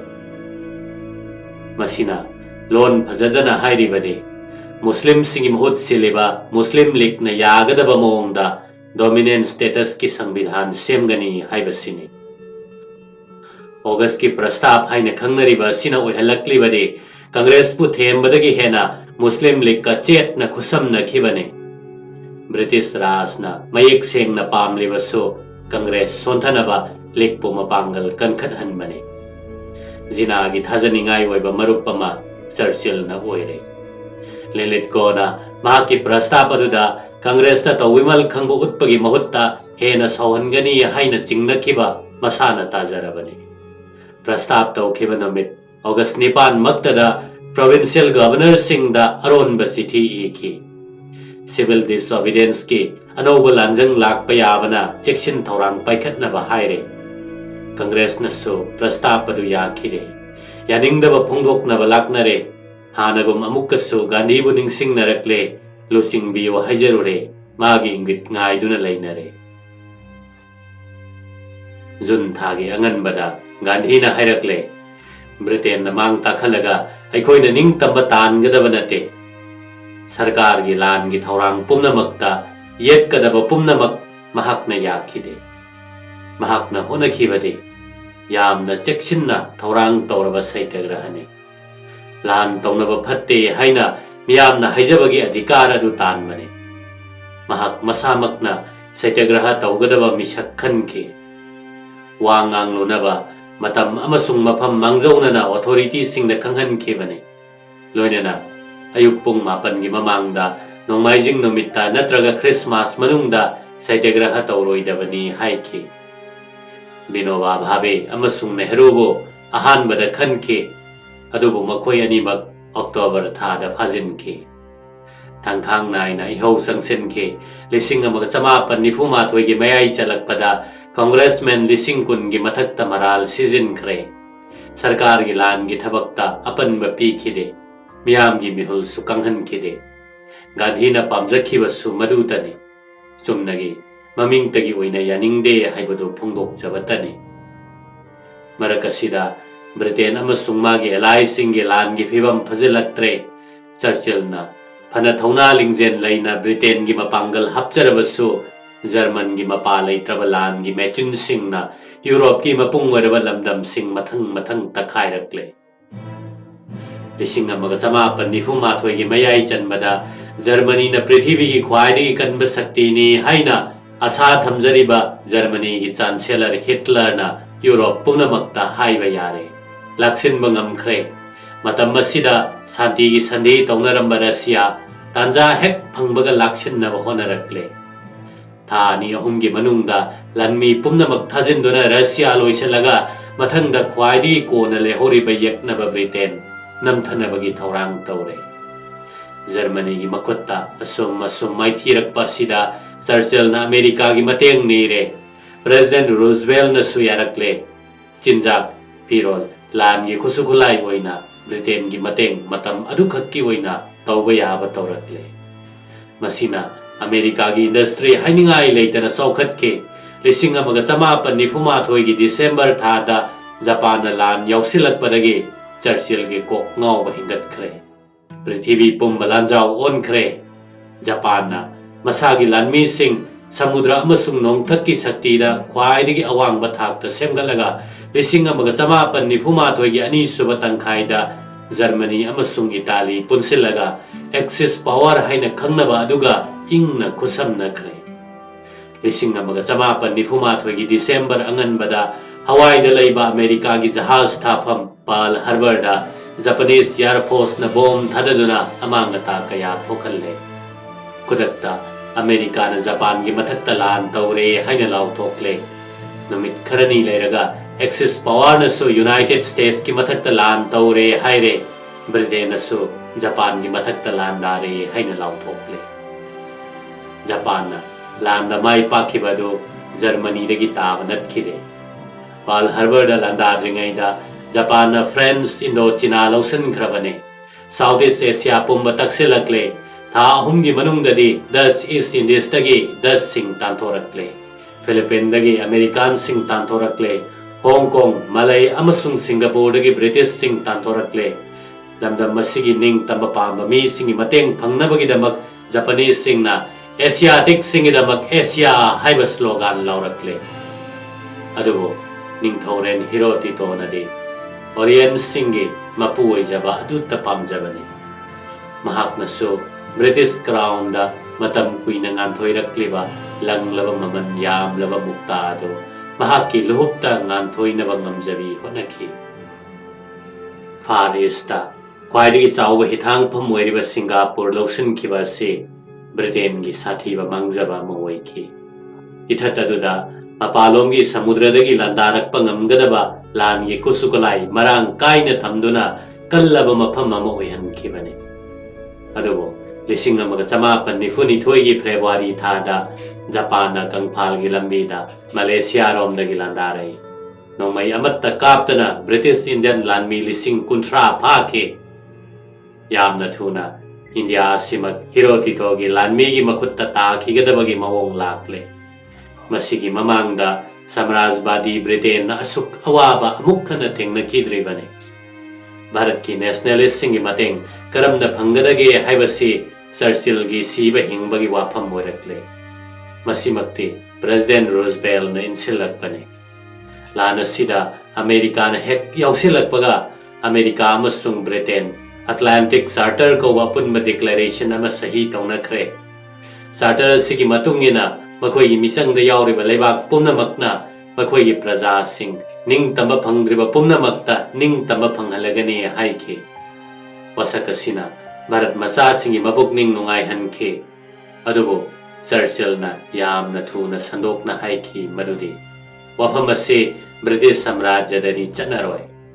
सिंगापुर मांगख्रब मतुंगददी रूजवेल्टना चर्चिलगी वासी कक्पद नतना चार्टर असिना पृथ्वी पुनमक्ता चनगनी हाइना फोंगना सेंगदोक्खी मनुंगदना चर्चिलदा भारतपु साम्राज्यगी लांगदगी थादोख्रो हाइना रूजवेल्टना तक्सिनखी चर्चिलनादे थांगई सेंगनमक भारत थादोक्पगी वा खंथबा ngamखिदे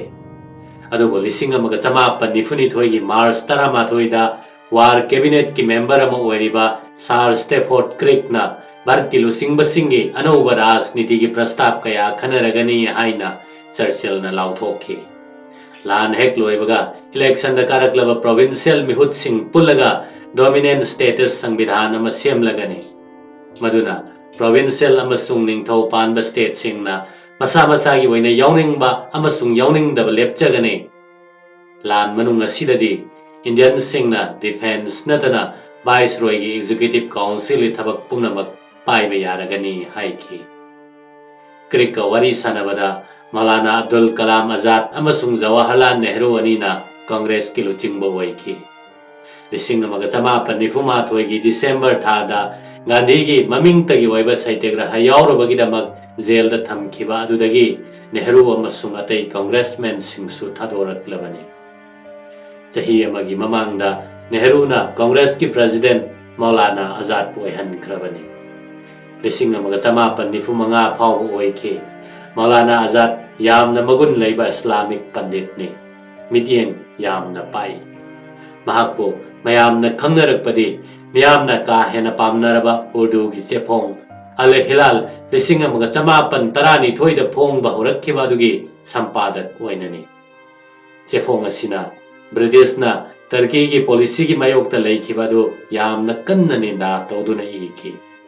मुस्लिम सिंगी ख्वाइदगी याइफबा ओइगदबदी कांग्रेसना तौरिबा निंगतम आंदोलन असिदा मपुंग फाना सरुक यागदबनी हाइखी मतम मदुदगी हौना कांग्रेस की दमक पुकनिंग अनी लोंगदना होनबा याबा कया होनरक्खिबा मियोय अमनी कृष्णा हारिबा डोमिनेंट स्टेटस असि लिखना 1994 की मार्च रिजोल्यूशन दाबी तौरिबा निंग तमलबा मुस्लिम मेजोरिटी प्रोविंस सिंग असिगी खोंगफम सेमलिबनी हाइबसी नेहरू अमसुंग आजाद अनिमकना खंगबा ngamखि रिजोल्यूशन अदो पाकिस्तान रिवोल्यूशन हाइना खंगनखि अदुबो अपाम पामदगी वाफम अमा पल्लिबदुना निंगथौ पानबा स्टेट कयादा डोमिनेंट ऑफ इंडिया की मपानद लेहनिंगनी हाइबसु ओइथोकपा यारिबनी मचे ताबा भारत मा आजाद अमसुंग नेहरू सुपाम पामजदबा मरमना क्रिप्स की मतम खरदंगी ओइबा वाफमदा मखोई पुकनिंग थमखि डिफेंस की थबक असिसु भारत मसाना पाइहनगदबनी हाइखे मरमदे एजुकेटिव कमिटी असिना नेशनल कैबिनेट अमगुमना थबक निंगथिना चथबा यानबने अदुबो वरी साबादु मही यानखिद्रे कांग्रेस अमसुंग थवाई यामना यावना चंगसिनजबा प्रेसिडेंट रूजवेल्ट की मिहुत कर्नेल लुइस जॉनसन निंगबा कायदुना तोखि चर्चिल मसामक्ति पेंजखि माना हाइखि तौबा याब्रा येंगसी हाइदुना करादु होददुना येंगखिबने क्रिप्सना लाक्लिबादु गांधीनदी थवैना तौखिदे थुनमक अहानबा प्लेन अमदा मयुमदा हनख्रो हाइखि ब्रिटिश की मरई अनी लोंबा अमसुंग उलै पारै तौरिबादु महाकना खांगबा ngamlaktre क्रिप्सना हेक हनखिबगा ब्रिटिश राजना भारत थादोक्खिबना फरे मसाना थोकपा अमा तौजहौरगनी हाइना मोट पीखि अदुगिसु मथक्ता ब्रिटिशना भारत असुम लैसेलक्लबदे जापानीज सिंगी असाउबी ओइरगनी हाइना थाजखि हाइबगा तौबगा मार्च मयादा जापानीज सिंगना बर्मा फाउदुना आसाम तमलक्ले एप्रिल दना समुद्र रोमदगी विशाखापट्टनम द बोम थादरक्ले गांधी की पोरम मसीगी मतुंगिना कांग्रेस वर्किंग कमिटी ना जुलाई थादा भारत ब्रिटिश की शासन खुदक्तगी लोइसिल्लगदबने याद्रबदी गांधी की लुचिंग मखादा अतोप सिविल डिसोबीडियंस आंदोलन अमा हौरगनी हाइना लाउथोकि अगस्त 9 गांधी ना अरोइबोइना ब्रिटिश ता भारत थादोकनबा हाइखे वासक अमगा लोइनना अखोइना थबक पांथोकलगने नत्रगा सीरगने do or die अखोइना भारत को निंग तमनगने नत्रगा होनरिबा सिदा सीखिगने मथंगी नुमिता गांधी नेहरू आजाद तमसुंग अतई कांग्रेस की लुचिंग कया सरकार न फाजन के मसीना इंग तपना सेक्शन नाक सेलग तौरंबा आंदोलन अदो मफम मरांग खंगदना मई होरकपगी सक्तम लौरकले भारत सिनब थुंगना हड़ताल मतम सांगना ललोनब सिंगना तौरे सावरब मियामना पुलिस का खुद थोकनरे कॉल कारखाना की सिनमी सिंगना स्ट्राइक चथरे लोइनना मांगन ताखनबगी थबक कया सु चथरकले police station post office railway station telephone अमसुंग टेलीग्राफ ऑफिस मसिंग खंगदना थुगाई खुदकाई बतौरकले असुक कनबा आंदोलन अमा ब्रिटिश राज न ममांग द खक थेंगनखिद्रिबनी जलानवाला बाग की हेक मथंगदा आंदोलन तौरिबसिंग नमथनबा अहानबा ओइना लानमी थोमजिलाई नोंथक्तगी मियामदा मेचिन गन कापथरे खुंगंग हुपना मई थादोक पिरे हिंसाई आइतंबगी मवोंगदा कलेक्टिव फाइन तवे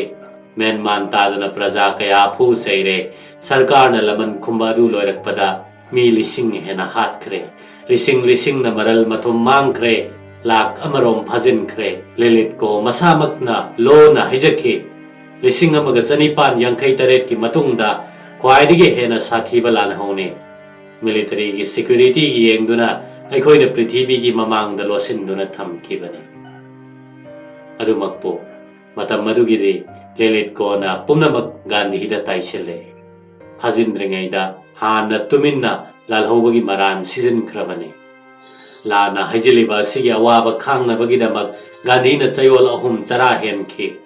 अदुबो लेलित कोना हेना असोकपद थुम थक्सिलै चरा हेनबादु राजनीति की विश्वासघात तौबनी हाइखे चही अमगुम्बा लैरबा मतुंगदा 1994 की मे थादा मेलेरियाना कन्ना नारकपदगे गांधी थादोरकले मतम मदुदा ब्रिटेन अमसुंग मागे एलाइसिंग लानगी फिबम खरा फरकले रशियाना हिटलर के लानमी सिंग तथोरकले अमेरिकाना जापान की सिंग तेंगोल साथीना मंगहनखरे वैरक्लिबा फिबम मसिदा ब्रिटिश जाति की स्वार्थगिदमक मखोई मतेंगना पृथ्वी की येंगदुना गांधीना अइबु सिजिनबियो हाइके अदुबो चर्चिलना करीसु नाचुंखिदे पाउखुम अमत्त पिरखिदे मथंगदा गांधीना जिनागा रजाजी फॉर्मूला हाइना खंगनबा दुगी मतुंगिना खुसमननबा होनखि 1994 सी रजा गोपालचारी ने पुथोखिबा फॉर्मूला सिदा असुमना यावरी कांग्रेस ना लिगपु इंथनबगिदमक मुस्लिम यामना लैबा अनक्पा डिस्ट्रिक्ट सिंगी अधिकार मसक खंगबा ओइना निंग तमलबा मतुंगदा लमदम सिंग अदुगी प्रजा सिंगना पामलबदे भारततगी तोंगाना लैखिबा यागनी हाइना 1994 गांधीना वाफम असी यानिंखिदे अदुबो पाकिस्तान ओरकपा याबगी फिबम अमा लाक्लबना महाकना जिनागा वारी सारगा कांग्रेस अमसुंग लीग अनि चंगना अमुकसु ब्रिटेन की मायोक्ता लेपमिन्ननबा आशा तौखि अदुबो जिनाना पामजबदे कांग्रेस का सरकार गा अनि यानहंद्रगा अनिमक्तगी खुदोंगचाबा हेक ngamba मखै लौबने फिबम सोइरबा मसामौ थुदेक्लबा तिन चारबा पाकिस्तान अमा महाकना पामदे महाकना पामजबदे मनिंग तंबा फंगद्रिङैदा मुस्लिम न यागनी हाइबा कांग्रेस न मयेक सेंगना वासकपदगी हेनबा करियमत तौबा ngamloi हाइरखे वारी साबादुना कनखिबा हाइबबो गांधीगुम मिसकमना जिनागी थोंजिनदा लेपलोबदा जिनागी राजनीति की ओइबा तोंजबा हेंगत हनखिबा अदुतने जिनागी हेना ngakchau thekpagi tanja amasu lakle लेलित को की मथंगदा भारत लॉर्ड वेबल लाक्ले कांग्रेस वर्किंग कमिटी की मेंबर पुनमक थादोक्लब मतुंगदा 1995 की मयादा सिमलादा भारत की राजनीति लुचिंग बसिंगी मिफम अमा सिनखि ꯚꯥꯏꯁꯔꯣꯏꯒꯤ ꯑꯦꯛꯖꯤꯀ꯭ꯌꯨꯇꯤꯕ ꯀꯃꯤꯇꯤ ꯁꯦꯝꯗꯣꯛ ꯁꯦꯝꯖꯤꯟ ꯇꯧꯕꯒꯤ ꯃꯇꯥꯡꯗ ꯈꯟꯅꯈꯤꯕꯅꯤ꯫ ꯀꯃꯥꯟꯗꯔ ꯏꯟ ꯆꯤꯐ ꯑꯃꯁꯨꯡ ꯚꯥꯏꯁꯔꯣꯏ ꯃꯁꯥꯃꯛꯀ ꯑꯅꯤ ꯑꯁꯤ ꯅꯠꯇꯅ ꯑꯇꯩꯗꯤ ꯚꯥꯔꯠ ꯃꯆꯥ ꯉꯥꯛꯇꯅ ꯀꯃꯤꯇꯤ ꯃꯦꯝꯕꯔ ꯑꯣꯏꯍꯟꯕ ꯍꯥꯏꯕꯗꯨ ꯌꯦꯡꯅꯕꯅꯤ꯫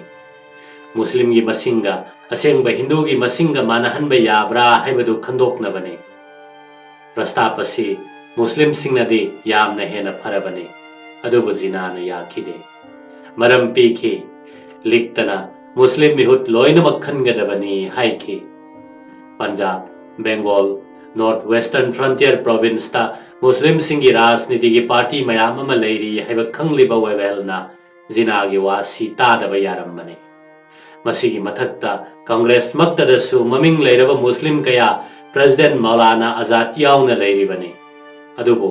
ꯋꯥꯐꯝ ꯑꯗꯨ ꯋꯦꯕꯦꯜꯅ ꯊꯨꯞꯆꯤꯟꯈ꯭ꯔꯦ꯫ ꯖꯤꯅꯥꯒꯤ ꯑꯅꯤꯡꯕ ꯊꯨꯡꯈ꯭ꯔꯦ, ꯄꯤꯛꯂꯕ ꯂꯤꯛꯄꯨ ꯌꯥꯝꯅ ꯆꯥꯎꯅ ꯎꯠꯊꯣꯛꯄ ꯉꯝꯂꯦ꯫ ꯃꯔꯛ ꯑꯁꯤꯗ ꯁꯨꯚꯥꯁ ꯆꯟꯗ꯭ꯔ ꯕꯣꯁꯅ ꯏꯇꯣꯞ ꯇꯣꯞꯄ ꯃꯥꯏꯀꯩ ꯑꯃꯗ ꯆꯪꯁꯤꯟꯗꯨꯅ ꯏꯇꯤꯍꯥꯁ ꯁꯥꯒꯠꯂꯛꯈꯤ꯫ ꯂꯥꯟ ꯇꯧꯕ ꯑꯃꯁꯨꯡ ꯕꯤꯆꯥꯔ ꯇꯧꯗꯅ ꯃꯤꯍꯥꯠ ꯃꯤꯄꯨꯟ ꯇꯧꯕꯒꯤ ꯃꯥꯌꯣꯛꯇ ꯋꯥ ꯉꯥꯡꯂꯨꯕꯒꯤꯗꯃꯛ 1990ꯒꯤ ꯖꯨꯂꯥꯏꯗ ꯃꯍꯥꯛꯄꯨ ꯐꯥꯖꯤꯜꯂꯦ꯫ ꯃꯗꯨꯒꯤ ꯄ꯭ꯔꯇꯤꯕꯥꯗ ꯑꯣꯏꯅ ꯃꯇꯝ ꯀꯛꯇꯅ ꯆꯔꯥ ꯍꯦꯟꯕꯒꯤ ꯈꯣꯡꯖꯪ ꯃꯍꯥꯛꯅ ꯆꯪꯁꯤꯜꯂꯦ꯫ ꯃꯗꯨꯅ ꯃꯔꯝ ꯑꯣꯏꯗꯨꯅ ꯃꯍꯥꯛꯄꯨ ꯖꯦꯜꯗꯒꯤ ꯊꯥꯗꯣꯔꯛꯂꯒ ꯃꯌꯨꯝꯗ ꯉꯥꯛ ꯁꯦꯟꯗꯨꯅ ꯂꯩꯍꯜꯂꯦ꯫ ꯉꯥꯛ ꯁꯦꯜꯂꯤꯕ ꯄꯨꯂꯤꯁ ꯒꯥꯔꯗꯁꯤꯡꯗ ꯃꯤꯇ꯭ꯔꯪ ꯁꯤꯖꯤꯟꯅꯗꯨꯅ 1990ꯗ ꯃꯌꯨꯝꯗꯒꯤ ꯊꯣꯔꯛꯂꯦ꯫ ꯀꯥꯕꯨꯜ, ꯃꯣꯁꯀꯣ ꯐꯥꯎꯗꯨꯅ ꯕꯔꯂꯤꯟ ꯌꯧꯈ꯭ꯔꯦ꯫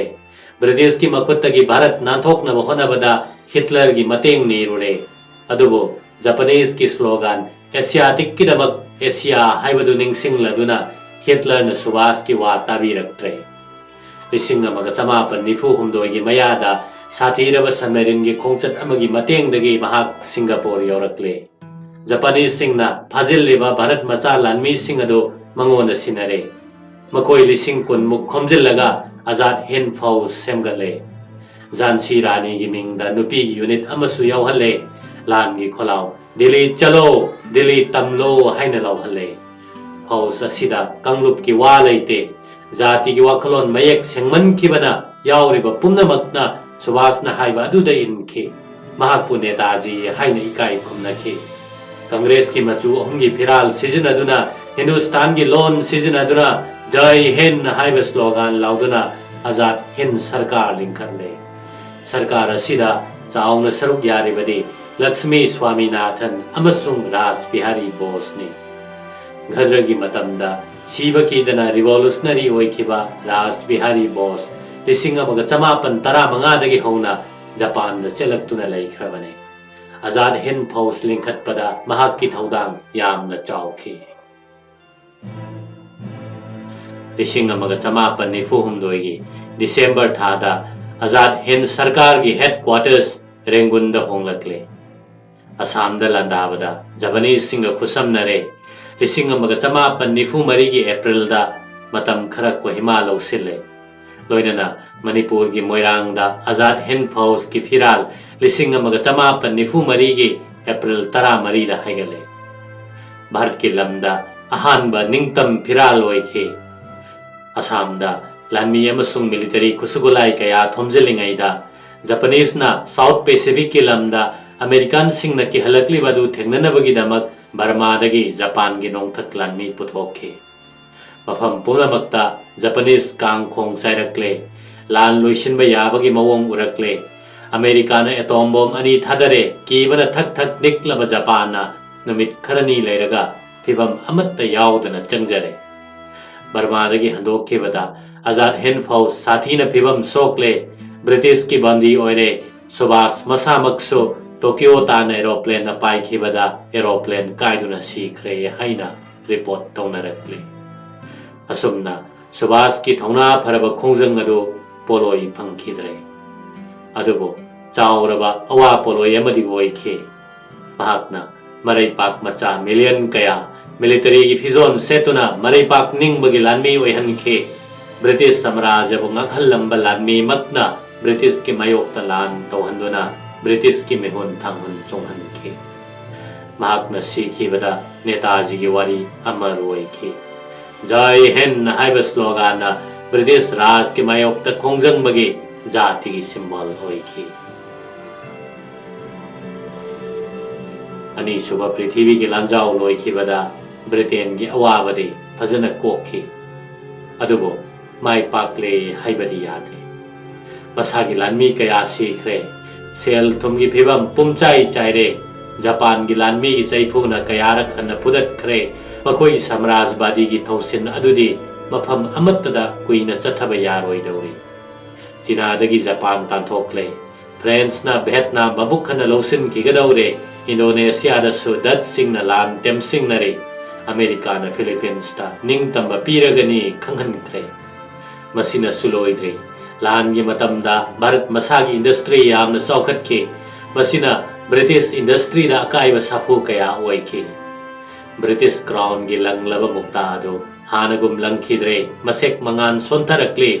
ꯃꯁꯤꯒꯤ ꯃꯊꯛꯇ ꯃꯁꯥꯒꯤ ꯆꯣꯏꯖꯥꯏꯅꯔꯕ ꯏꯀꯣꯅꯣꯃꯤ ꯁꯦꯝꯖꯤꯟ ꯁꯥꯖꯤꯟꯅꯕꯒꯤꯗꯃꯛ ꯕ꯭ꯔꯤꯇꯦꯟꯅ ꯑꯃꯦꯔꯤꯀꯥꯗꯒꯤ $4 ꯕꯤꯂꯤꯌꯟ 4 ꯄꯨꯁꯤꯜꯂꯦ꯫ ꯃꯁꯤ ꯌꯥꯅꯕꯒꯤꯗꯃꯛ ꯚꯥꯔꯠꯀꯤ ꯂꯂꯣꯟ ꯏꯇꯤꯛꯀꯤ ꯂꯝꯗ ꯑꯃꯦꯔꯤꯀꯥꯕꯨ ꯕ꯭ꯔꯤꯇꯦꯟꯒꯤ ꯊꯥꯛꯇ ꯆꯞ ꯃꯥꯟꯅꯅ ꯊꯝꯂꯦ꯫ ꯑꯗꯨꯕꯨ ꯑꯃꯨꯛꯀꯁꯨ ꯚꯥꯔꯠꯀꯤ ꯃꯄꯨ ꯑꯣꯏꯕꯗ ꯑꯋꯥꯕ ꯑꯁꯨꯝ ꯍꯥꯞꯀꯠꯂꯛꯂꯤ꯫ ꯚꯥꯔꯠ ꯊꯥꯗꯣꯛꯎ ꯀ꯭ꯋꯤꯠ ꯏꯟꯗꯤꯌꯥ आंदोलन हेन लुसिल्लक्ली, सरकारना मसी थेंगनबा ngamloidabagi mawong official oina yadaba yaraktre। लान मतुंग असिदा खोंजंग असि अमुक चंगसिलक्लबदि लेपाक असि लाक्सिनबा ngamdana कांगखोंग चाइगदौरि। हानना पोटचैगी ममन वांखलक्पा, लिसांग सेटना अवादपा लैरक्पगी साफु कया लैरिबनि। 1994 सरकारना सिल लांगबा सोइबदगी बेंगोलना चाक यामना तांगलबदा मी मिलियन 3 की मथक्ता सीख्रबने। ब्रिटिशना मिजम प्रजा सिंगी याइफनब करिसु तौबिदे हाइबसे प्रमाण तौख्रबने। थबक फंगदबगी अवाबा खरदंग ओइरबसु कोकनबा लानमी मिलियन 2 गुंबा हपचिनबा हाइबसे यामना चाउख्रबा थबक अमने। सुभाषना मयेक सेंगना उतख्रबने, भारत की लानमी सिजनदुना कांग्रेस की आंदोलन नमथगने हाइबसिसु ओइथोक्तबने। 1994 की अक्टोबर थादा वेबेलना चर्चिलदा कांग्रेस का संताइननब वाफम पुखटख्रबने। अदुबो मंगक्कल्लबा चर्चिलना ब्रिटिश राज की अरोइबा तांजा अदु लाक्ले हाइबसि याखिदे। मतमगे खुंगलै मतुंगिना पृथ्वी की अनीसुबा लांजाउ लोइफात्रिङैदा ब्रिटेनदा लेबर पार्टीना इलेक्शन दा मेजोरिटी ओइना माइ पाक्लबदा चर्चिलना ब्रिटिश की प्राइम मिनिस्टर ओइबगी मतम लोइसिनख्रे। क्लेमेंट एटलीना महुत सिल्ले, महाकना भारतपु मतम कुइना नमसिनदुना थम्बा ngamlaroi हाइबा खंगे, अदुबो हाथु हाथु संगसिनखिदे।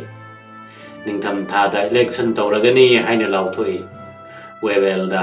सेल्फ गवर्नमेंट मपुंग फाना फंगहन्नबगी खोंगथांग अदु खरा लैरगा चंगसिनबा याहल्ले। तसेंगबदी कांग्रेसना सरकारगा लांथेंगननबा अथुबा थौरांग करिसु लैखिदे,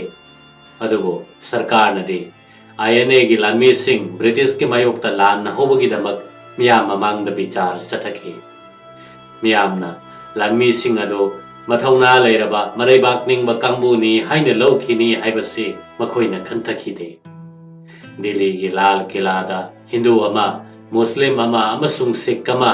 PK सहगल, शाहनवाज खान, गुरबख्श सिंह धिलोन अहुम असिबो इहान हाना मराल लैबनी हाइना विचार चथखि। जाति हुपना असाउबा फोंदोकनरखे, मखोइ अहुमगिदमक नेहरू मसामक याउना लेपाक असिगी ख्वाइदगी हेना सकनाइरबो किलसिंगी मरक्तगी अनि तेज बहादुर साप्रो अमसुंग बुलाभाई देसाना लेपखि। लेबाक सिनबा थुंगना मियामना विचार असि चथदनबा प्रतिवाद तौरखे। INA की बंदी पुनमक थदोकनब खोलाउ लाउखे। मतम असिमक्तदा नेताजी की पोकनफम कलकत्तादा मियाम की असाउबना खम थेंगबा फोंदोखि। लाइबक थीबना नवेंबर 18 कांग्रेस, कम्युनिस्ट अमसुंग लीग की फिराल सिंह पाइदुना शहर अदुदा महिरोई सिंह की सांगलबा सभा जात्रा चटलिबा अदुदा पुलिसना नोंमई कापसिनखि। थौदोकदुदा हिंदू अमा मुस्लिम अमा सिखि। अमेरिका सिना मियाम की मैजाउबी ओलकले, सरकार खंगौदना ज्ञान मांगले, ट्राम टैक्सी चेनबा लेपले, कॉल कारखाना की थबक सुबसिंग स्ट्राइक तौरे, आइन खोंगाउनरे। नुमित निनी की मतुंगदा पुलिस अमसुंग लानमी की गाड़ी 150 मांगहनख्रे। अंगौबा लानमी 100 हेना सोक पलहनख्रे। पुलिसना नोंमई कापदा मी 53 हातख्रे। एटली अमसुंग महाकी कैबिनेट मिनिस्टर सिंगना अकनब इहौगी लालाव अहानबा ओइना ताबा फंगले मखोइगी मरक्तगी अमना सुमना हाइखी अखोइ मैगी सिंग अमगी मतोंदा फम्मगुमले लान लोइरबा मतुंग असिददि मतम अमद हेक्ता रिवोल्यूशन थोकपा याबगी मओंगदा लेरे पार्लियामेंट्री डेलीगेशन अमा भारत थारक्तुना भारत की लुचिंगबा सिंगा राजनीति की शक्ति सिनबगी मतांगदा कुपना वरी साननबा थारक्लगनी हाइना लाउथोखरे वेवेलना आईएनए की लानमी सिंह मरा लेरे हाइखिबादो दंदी कोकपी वतनतना मखा ताबा बिचारदी इंडियन आर्मी वरंबा सिंह नमदुना आईएनए दे योहनखिबा सिंह अदुतद सथरगनी हाइरे लिसिंग अमगा समापन निफुतरुक की जनवरी थादा पार्लियामेंट्री डेलीगेशन दनतना कैबिनेट मिशन अमा भारत थारक्लगनी हाइरे असुमना लिसिंग अमगा समापन निफुतरुकता सेल्फ गवर्नमेंट अमा थुनमक ओइरक्लगद्रा हाइना अहानबा ओइना मंगफाउनरक्ले अदुबो फेब्रुवारी थादा आईएनए की अब्दुल रशीदपु सही तरेट की थबक कन्न सुगदब जेल दा थमलगनी हाइना राय लाउथोरकपदगी कोलकाता शहर मई हौरे हाना मुक्त तौखिद्रब हिंसा की थबक सिंह चथरक्ले पुलिस अमसुंग आर्मीना महिरोय अमसुंग कोल कारखाना की सिन्मी सिंह ओइबा मी मरिफु मरी हाले इसिंग लानमीनसु लान होरक्ले ब्रिटिश राज थक थक निकले ब्रिटिश ऑफिसर सिंगना ओट नैरक्पा हिंबगी मथोंग मरम खंगलक्तबदगी बॉम्बे इसिंग लानमी सिंगना फेब्रुवारी 18 कांग्रेस लीग अमसुंग कम्युनिस्ट की फिराल हाइगतुना मखोइगी अवाबा सिंह कुदत्त कोखनबत नतना आईएनए की बंदी सिंहबसु थादोकदबनी हाइना दाबी तौरक्ले बॉम्बे की लालहौ असि थुनमक नमथखरेदी हाइबबो भारत की अतई इसिंग लानमी थमफम सिंगदा इरांग कन्न हौखि लानमी लिसिंग कुन लोमना अकीब लैतन सरुक याखि असुमना ओट नैबगी थबक असिदा यानिंगदब उल्लुदना मफम कया मुक्त पेंदब कया मखा ताना फोंदोकनरे शहर सिनब थुंगना लंबीद फुना चैनखि आर्मी बटालियन अनी की मतेंग लौरगा फिबम मधु लाक्सन्नब होनबदा आंदोलनकारी चनी हेना हाथखि फैक्टरी वर्कर लाख 30 तादन स्ट्राइक चथखि आईएनए की मिसिंग अदुगुमना लालहौरिब कांगबु अदुसु जाति की अथोब लोइना ओइबगी फिबमदा लाक्ले ब्रिटिश राज फिबम चुमना लेप ngमलक्त्रे असुमना पाक सन हिंसा की थबक चथरक पसिदा कांग्रेस न नुंगाई तब फोंदोकले जिनासो बल्लभाई पटेल का खुसमनना लान हौरिब सिंहब्रो फेब्रुवारी 19 दा मंगक नोलहनख्रे असुमना यक्नब साथीबा मनी हाइना लौरंब कांग्रेस ना सरकार बु कनबीख्रे अदबो इसिंग लानमी लालहौब सिंहनदी असुमना मपुक फाजिनखि अखोइगी जाति की पुंसीदा थौदोक असि ऐतिहासिक ओइबा मतांग अमने सर्विस ता लैबा मी अमसुंग लमजाउदा चटलिबा मी अनी असिगी इगी लौखोंगना अहानबा ओइना मानव पांडम अमगिदमक पुन्ना चटमिन्नखि पैट्रिक लॉरेंस स्टेफोर्ड क्रिप्स अमसुंग एवी अलेक्जेंडर न साबा कैबिनेट मिशन अदो भारत लिसिंग अमगा 1993 की मार्च के अरोइबदा थुंगलरे भारत ब्रिटेन की खोंफम चेत्रे हाइना मखोइना हाना खंखि मरकदुदा कांग्रेस अमसुंग लीग इलेक्शन द फिबम फगलक्ले मुस्लिम वोट चामगी मनुंगदा मरिबुद्रामुक अमसुंग सिंदमक्तदा एब्सोल्यूट मेजॉरिटी फंगबंगमले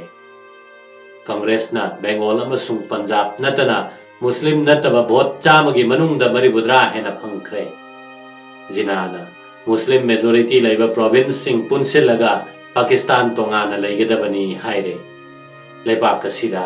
लीगना ख्वाइदगी चावबा मुस्लिम पार्टी ओरगसो ब्रिटिश राजना मरम चादना हेक यानिंगबा ngमखिदे एटलीनदी हाना लाउथोखरबने मेजॉरिटी ना संगसिलकपदा माइनॉरिटी अमत्तना भेटो सानरकपा अखोइना यारोय कांग्रेस ना मियाम के आंदोलन अमसुंग रिवॉल्यूशन हेक्तमक तोहनबा ngame मधु मखोइना लाक्सिनबा ngमलोय हाइबसे वेवेल न मुन्ना खंखि जिनागी पाकिस्तान दाबी अदो मिशन थवैना तौद्रे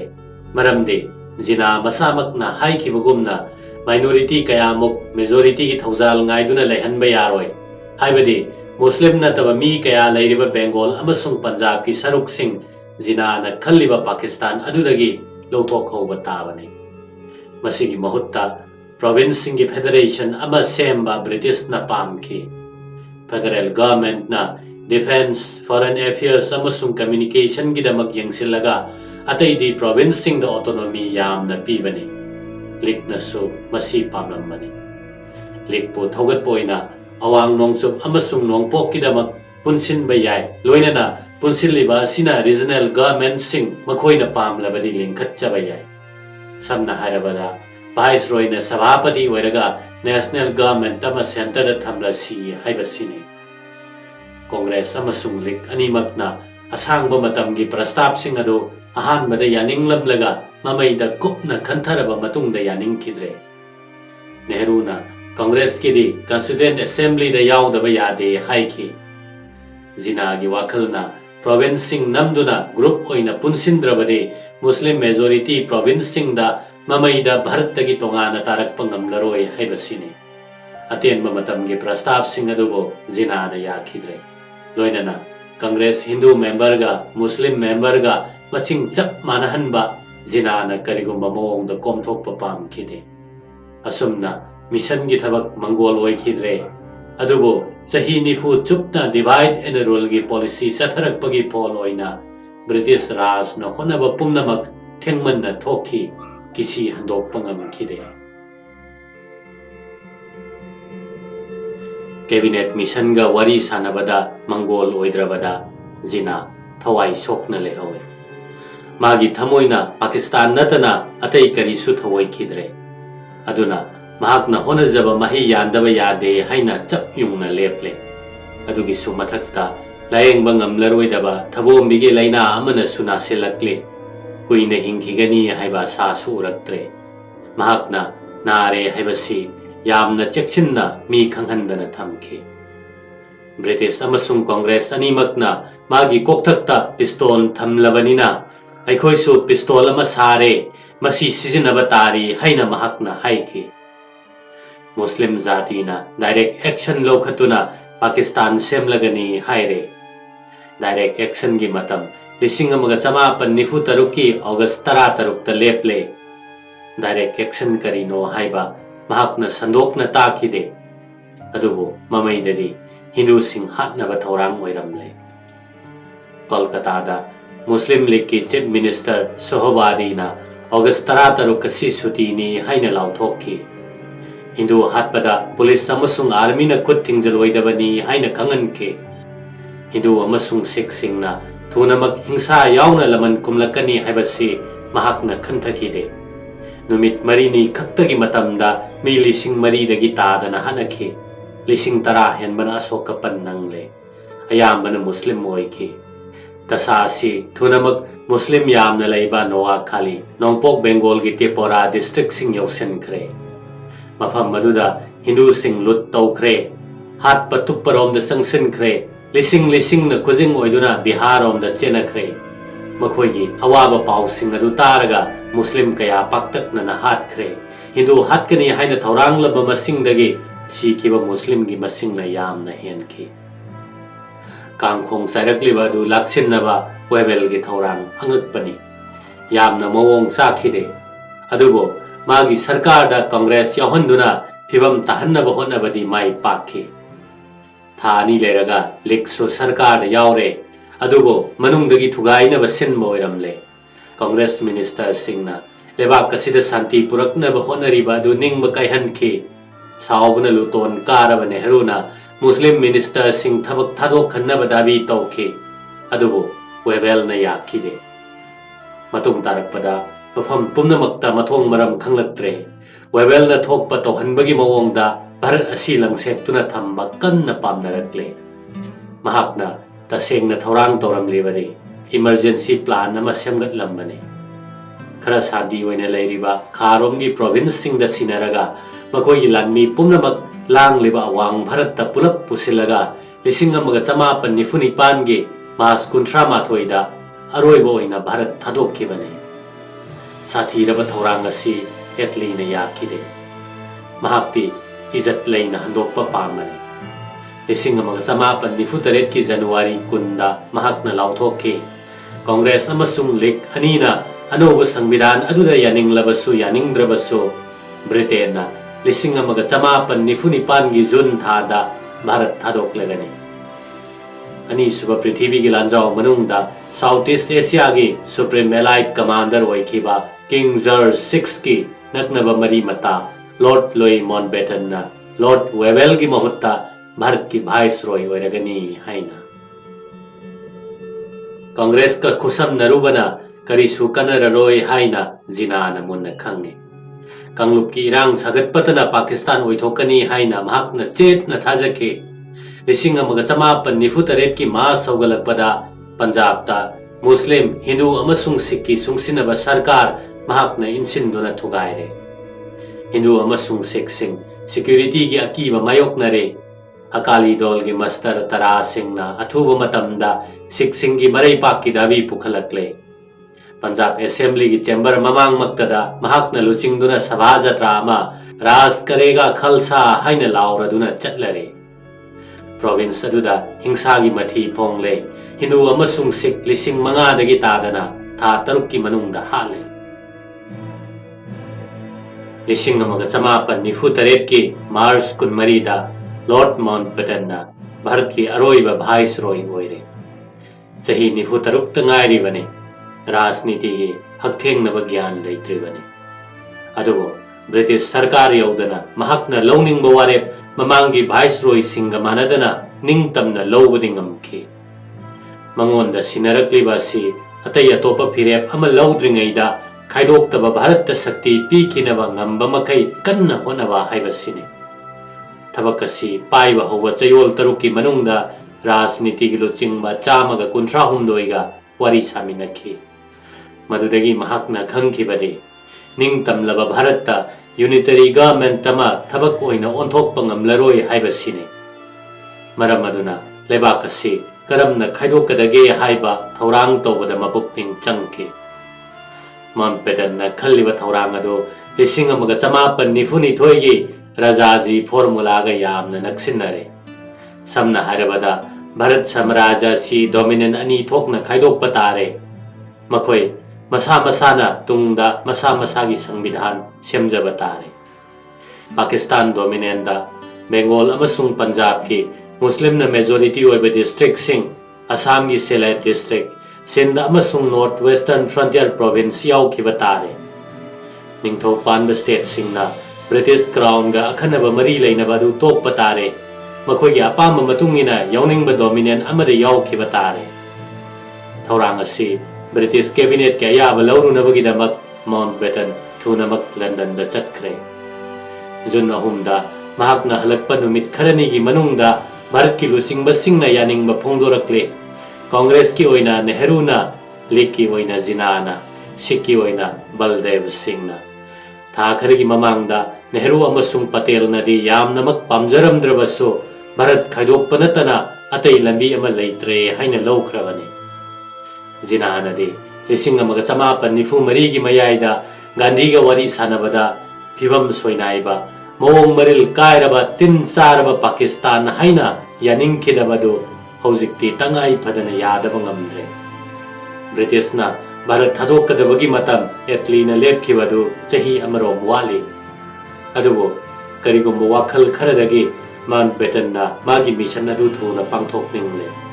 था तरांगन खतना साउथ ईस्ट एशिया दा महाकना सुप्रीम एलाइड कमांडर ओइरिङैदा जापान न मंगोंदा चंगजरखिबा नुमित अदुमक्की चही अनि फारकलबा 1948 की अगस्त 13 दा ब्रिटिश न भारत थादोकनबा थौरांग तौख्रे मसीदा महाकी पार्टीशन प्लान पांगथोकदबा हप्ता 10 दा मंगाइरे खोंथांग पुनमक थुजिल्ले बेंगोल अमसुंग पंजाब ता सिमना लेपथोकनबा बाउंड्री कमीशन अनि अहिंग नुंगथिल खाइदना थबक सुहल्ले अनौब स्टेट डिपार्टमेंट की मिनिस्टर पारिबा बल्लभाई पटेल ना थेमदुना नत्रगा नमदुना निंगथौ पानबा स्टेट सिंगबो माना लेरिबा मफम सिंग अदुगी डोमिनेंट दा पुलहल्ले निंगतंबगी मतम लाकलबदा स्टेट अहुमदंग काश्मीर हैदराबाद अमसुंग जुनागढ़ मखोयगी अनिंगबा मतुंगिना खाइदोक खाइजिन तौबा ngमखिदे मसी माउंटबेटन ना कुपसिन येंगसिनखिदबने मार्च थादा कंगलुप मसेल हिंसा तौनदुना लाखिबने चयोल तरागी मनुंगदा भारत साम्राज्यबो यामना माई पाकना खैदोक खैजिन तौबा महाकना ngamखिद्रबसु मियोइबगी इतिहासदा ख्वाइदगी हेना तमथिरबा थौदोक अमना मगुन हंथहनखि आजाद का वारी सानबदा माउंटबेटन चाउथोकना हाइखे पार्टीशन मतुंगदा आंदोलन खजिक्तंग तौरकपदा ख्वाइदगी हेना कनबा थबक लौखतुना अहोबा मक्तदा नमथगने कनागुम्बा अमना खुदोंग थिबा थोकनबा सिल्लबदि मदु नमथनबा आर्मी अमसुंग एयर फोर्स दा हुकुम तौगने टैंक सिजनगने अदुबो खुदोंग थिबा कया थोलखि अहानबदा पुलिस अमसुंग आर्मी दा कांगलुप की महिक पगनखि अदुना थाजनबा थम्बा ngamखिदे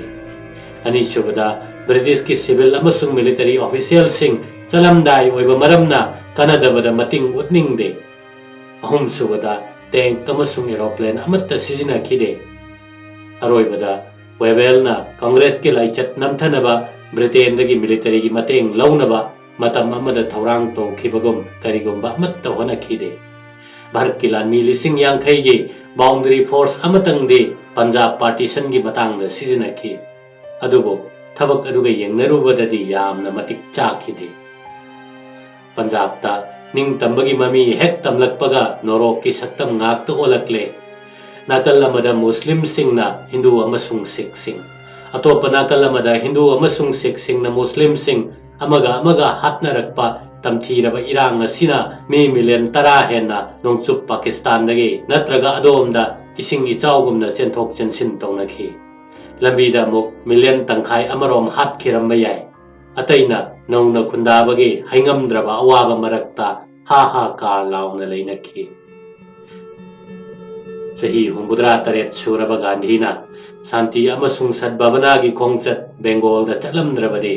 मफम मदुसु हिंसा की थबकना वाई चाइरमगदबने लिसिंग अमगा चमापन निफु तरुक की अक्टोबर दा नोखोवाली दा कांगलुप मसेल पंहात ता हनखिबा दुगी असावबगा लोइनना गांधीना पामजबा येंगथीनबा असि नुंसीबना लाक्सिनबा ngami हाइबदु चांग येंगलुनबा चटखिबने महाकना अहानबदा नोखोवाली की पिकलब खुंगंग श्री रामपुर लेखी मफम मदुदा हिंदू की इमुंग चनी की मनुंगदा अहुम खक्तमक लेरमखी मतुंगदा मखोइना अतै खुंगंग सिंगदसु सटखी मफम सिंग अदुदसु मतम कुइनगी मतुंगदा लाकपा मरी मता अहल अमा लाकपगुम खनदुना तोकनखी अयुक खुरिंगी महाकना चटपदा टेगोर की इसै एकला चलो हाइबदु सक्खी महाकी मवोंग मतौ अदुदा कांगलुप मसेन नुंसिनरमदबा अदु तपना तपना फहनखी गांधीना नोवाखालीदगी बिहारोमदा अमुक चले महाकना संदोकलोई नोवाखाली की मुस्लिम सिंगा बिहार की हिंदू सिंगा चप मनना मराले मुस्लिम सिंगबु थीना तौबगिदमक हिंदू सिंगबु महाकना चैखी मखोइदगी सेल खोमलगा अवाबा तारबा मुस्लिम सिंगदा येंथोखी पब्लिक मीटिंग सिंगदा कुरान पाखी मदुगी फोल ओइना बिहार इरांग नेमथरकले हिंदू खरनदी धर्म मांगथोकपा मीनी हाइना करेमनखी मोहम्मद गांधी हाइना कौनखी गांधी की कोलकाता खुंगचत्तु निंगथीना माई पाकले निंग तंबा फंगलकपदा हिंसा की थबक नौना अमुक कनखलखिबने हिंसा तौरक्लिबसि हिंदू सिंगने ख्वाइदगी फिबम फत्तना लेरिबा मफम बेलियाघाटता मुस्लिम सिंमी अमगी युमदा गांधी लेरे हाना चीफ मिनिस्टर ओइरंबा सुहादीसु मागा लोइनना लेमिनखी गांधी की मतेंग पांगखी अगस्त 13 दा हिंदू मुस्लिम अनि पुन्ना हराउमिनखी अदुबो चयोल अनि लेरगा अमुक खन्ना हन्ना सुनरखी गांधीना खुदक्ता सीद्रि फाव चरा हेनबगी थबक पाइखले नुमित मरीनी की मतुंगदा कलकत्ता पुमिंग इंखी कांगलुप मसेल हन्ना सुनबगी थबक लाक्सिननबा महाकना होनरिंगैदा गांधीना निंग तंबा फंगबगी अरोइबा ड्रामा अदुदा पुकनिंग करीमता संखिदे मरमदे तोखाइना तानरबा भारतता खना चैनबा नुंसिनदबा कया अदो महाकना खक पामजखिदबने अगस्त 13 की अहिंग नोंयाइदा निंग तंबगी पुंगफम अदु लाकले न्यू दिल्लीदा ऑफिशियल थौरांग तोंगखिबा मतमदा गांधीना बोलियाघाटगी टेक कायरबा का अमदा फक अमदा तुमदुना लेथोखी अदुबो महाकी मरैबाक मचा मिलेन कयानदी अनौबा साम मंगफाउनरकपदा नुंगाइबा फोंदोकलदुना हराउ तयामखी ꯅꯤꯡꯇꯝꯂꯕ ꯚꯥꯔꯠꯀꯤ ꯑꯍꯥꯟꯕ ꯄ꯭ꯔꯥꯏꯝ ꯃꯤꯅꯤꯁꯇꯔ ꯅꯦꯍꯔꯨꯅ ꯋꯥꯁꯛ ꯂꯧꯔꯕ ꯃꯇꯨꯡꯗ ꯀꯨꯏꯅ ꯃꯪꯖꯔꯛꯂꯕ ꯃꯪ ꯑꯃ ꯃꯪꯐꯥꯎꯅꯔꯛꯄꯒꯤ ꯄꯥꯎꯗꯝ ꯇꯤꯜꯂꯕ ꯃꯤꯌꯥꯝꯗ ꯇꯝꯈꯤ꯫ ꯆꯍꯤ ꯀꯌꯥꯒꯤ ꯃꯃꯥꯡꯗ ꯑꯩꯈꯣꯏꯅ ꯂꯥꯏꯕꯛꯀ ꯍꯥꯏꯅ ꯁꯤꯡꯅꯗꯨꯅ ꯂꯥꯛꯈꯤ꯫ ꯍꯧꯖꯤꯛ ꯑꯩꯈꯣꯏꯅ ꯑꯩꯈꯣꯏꯒꯤ ꯋꯥꯁꯛ ꯄꯥꯡꯊꯣꯛꯄꯒꯤ ꯃꯇꯝ ꯂꯥꯛꯂꯦ꯫ ꯃꯄꯨꯡ ꯑꯣꯏꯅ ꯃꯄꯥꯟ ꯊꯣꯡꯗ ꯅꯠꯇꯦ, ꯃꯅꯨꯡ ꯊꯤꯠꯅꯅꯤ꯫ ꯅꯣꯡꯌꯥꯏꯒꯤ ꯄꯨꯡꯖꯥ ꯌꯩꯔꯛꯄꯗ ꯄ꯭ꯔꯤꯊꯤꯕꯤ ꯄꯨꯝꯅꯃꯛ ꯇꯨꯝꯅꯔꯤꯉꯩꯗ ꯚꯥꯔꯠꯅ ꯃꯤꯀꯞ ꯊꯣꯛꯇꯨꯅ ꯄꯨꯟꯁꯤ ꯑꯃꯁꯨꯡ ꯅꯤꯡꯇꯝꯕ ꯐꯪꯂꯦ꯫ ꯑꯔꯤꯕꯗꯒꯤ ꯑꯅꯧꯕꯗ ꯚꯥꯔꯠꯅ ꯈꯣꯡ ꯊꯥꯡꯖꯤꯟꯕ ꯖꯨꯒ ꯑꯃ ꯂꯣꯏꯈꯤꯕ, ꯀꯨꯏꯅ ꯅꯝꯁꯤꯟꯗꯨꯅ ꯂꯩꯔꯕ ꯖꯥꯇꯤ ꯑꯃꯒꯤ ꯊꯋꯥꯏꯅ ꯋꯥ ꯉꯥꯡꯖꯕ ꯉꯝꯂꯛꯄ ꯏꯇꯤꯍꯥꯁꯇ ꯄꯥꯡꯅ ꯊꯣꯛꯇꯕ ꯇꯥꯟꯖꯥ ꯑꯃ ꯂꯥꯛꯂꯦ꯫ ꯇꯥꯟꯖꯥ ꯑꯁꯤꯗ ꯚꯥꯔꯠ ꯄ꯭ꯔꯖꯥ ꯃꯤꯌꯥꯝ ꯑꯃꯗꯤ ꯍꯦꯟꯅ ꯄꯥꯛ ꯆꯥꯎꯅ ꯃꯤꯑꯣꯏꯕꯒꯤ ꯁꯦꯕꯥ ꯇꯧꯅꯕꯒꯤꯗꯃꯛ ꯑꯩꯈꯣꯏꯅ ꯋꯥꯁꯛꯂꯤ꯫ ꯍꯧꯖꯤꯛ ꯑꯄꯤꯛꯄ ꯃꯤꯠꯌꯦꯡ, ꯃꯥꯡ ꯇꯥꯛꯅꯕ ꯑꯂꯣꯆꯅꯥ, ꯄꯨꯛꯅꯤꯡ ꯁꯦꯞꯄ ꯅꯠꯇ꯭ꯔꯒ ꯃꯤ ꯍꯨꯟꯕꯒꯤ ꯃꯇꯝ ꯅꯠꯇ꯭ꯔꯦ꯫ ꯑꯩꯈꯣꯏꯒꯤ ꯑꯉꯥꯡ ꯄꯨꯝꯅꯃꯛ ꯅꯤꯡꯊꯤꯅ ꯂꯩꯕ ꯌꯥꯔꯕ ꯅꯤꯡꯇꯝꯂꯕ ꯚꯥꯔꯠꯀꯤ ꯂꯦꯝꯖꯅꯤꯡꯉꯥꯏ ꯑꯣꯏꯔꯕ ꯗꯂꯥꯜ ꯑꯃ ꯑꯩꯈꯣꯏꯅ ꯁꯥꯒꯠꯄ ꯇꯥꯔꯤ꯫ ꯃꯤꯌꯥꯝ ꯃꯤꯂꯤꯌꯟꯁꯤꯡ ꯑꯗꯨꯅ ꯃꯈꯣꯏꯒꯤ ꯁꯔꯨ ꯁꯌꯥꯡ ꯐꯥꯎꯕ ꯅꯨꯡꯉꯥꯏꯕ ꯄꯣꯛꯅꯈꯤ꯫ ꯑꯗꯨꯗꯒꯤ ꯃꯥꯎꯟꯠꯕꯇꯟꯁꯨ ꯃꯇꯝ ꯈꯔꯗꯪ ꯑꯅꯧꯕ ꯗꯣꯃꯤꯅꯤꯌꯟ ꯑꯁꯤꯒꯤ ꯒꯕꯔꯅꯔ ꯖꯦꯅꯔꯦꯜ ꯑꯣꯏꯅ ꯂꯩꯕꯤꯈꯣ ꯍꯥꯏꯖꯔꯦ꯫ ꯃꯍꯥꯛꯅꯁꯨ ꯍꯔꯥꯎꯅ ꯌꯥꯔꯦ꯫ ꯃꯊꯪꯒꯤ ꯑꯌꯨꯛꯇ ꯃꯍꯥꯛꯅ ꯋꯥꯁꯛ ꯂꯧꯔꯦ꯫ ꯀꯥꯎꯟꯁꯤꯜ ꯍꯥꯎꯁꯀꯤ ꯃꯇꯣꯟꯗ ꯖꯥꯇꯤꯒꯤ ꯐꯤꯔꯥꯜ ꯄꯥꯏꯍꯜꯂꯦ꯫ ꯁꯂꯥꯃꯤ ꯅꯣꯡꯃꯩ 38 ꯀꯥꯞꯂꯦ꯫ ꯀꯨꯝꯃꯩ ꯑꯗꯨ ꯌꯦꯡꯕ ꯂꯥꯛꯄ ꯍꯔꯥꯎ ꯃꯊꯣꯏ ꯀꯥꯔꯕ ꯃꯤꯌꯥꯝꯅ ꯅꯣꯡ ꯈꯥꯛꯄꯒꯨꯝ ꯂꯥꯎ ꯈꯣꯡꯗꯨꯅ ꯅꯨꯡꯉꯥꯏꯕ ꯐꯣꯡꯗꯣꯛꯈꯤ꯫ ꯂꯌꯥꯝꯅ ꯕꯣꯔ ꯈꯤꯛꯊꯔꯛꯄꯒꯤ ꯃꯇꯧꯒꯨꯝ ꯐꯤꯔꯥꯜ ꯆꯤꯡꯈꯠꯄ ꯃꯇꯝ ꯑꯗꯨꯗ ꯑꯇꯤꯌꯥꯗ ꯁꯨꯝꯊꯥꯡ ꯐꯖꯅ ꯊꯣꯛꯂꯛꯈꯤ꯫ ꯗ꯭ꯔꯤꯁ꯭ꯌ ꯑꯗꯨ ꯎꯔꯨꯕꯗ ꯄꯦꯟꯖꯔꯕ ꯏꯪꯂꯤꯁ ꯃꯆꯥ ꯑꯃꯅ ꯍꯥꯏꯈꯤ, ꯑꯁꯤꯒꯨꯝꯕ ꯇꯥꯟꯖꯥ ꯑꯁꯤꯗ ꯑꯁꯤꯒꯨꯝꯕ ꯃꯪꯒꯣꯜꯒꯤ ꯃꯁꯛ ꯑꯁꯤ ꯎꯕꯗ ꯊꯃꯣꯏ ꯍꯨꯅꯤꯡꯉꯥꯏ ꯑꯣꯏꯗ꯭ꯔꯕꯗꯤ ꯃꯤ ꯑꯗꯨ ꯌꯣꯠꯅ ꯁꯥꯕ ꯂꯥꯏꯕꯨ ꯊꯥꯖꯗꯕ ꯑꯃ ꯁꯣꯏꯗꯅ ꯑꯣꯏꯒꯅꯤ꯫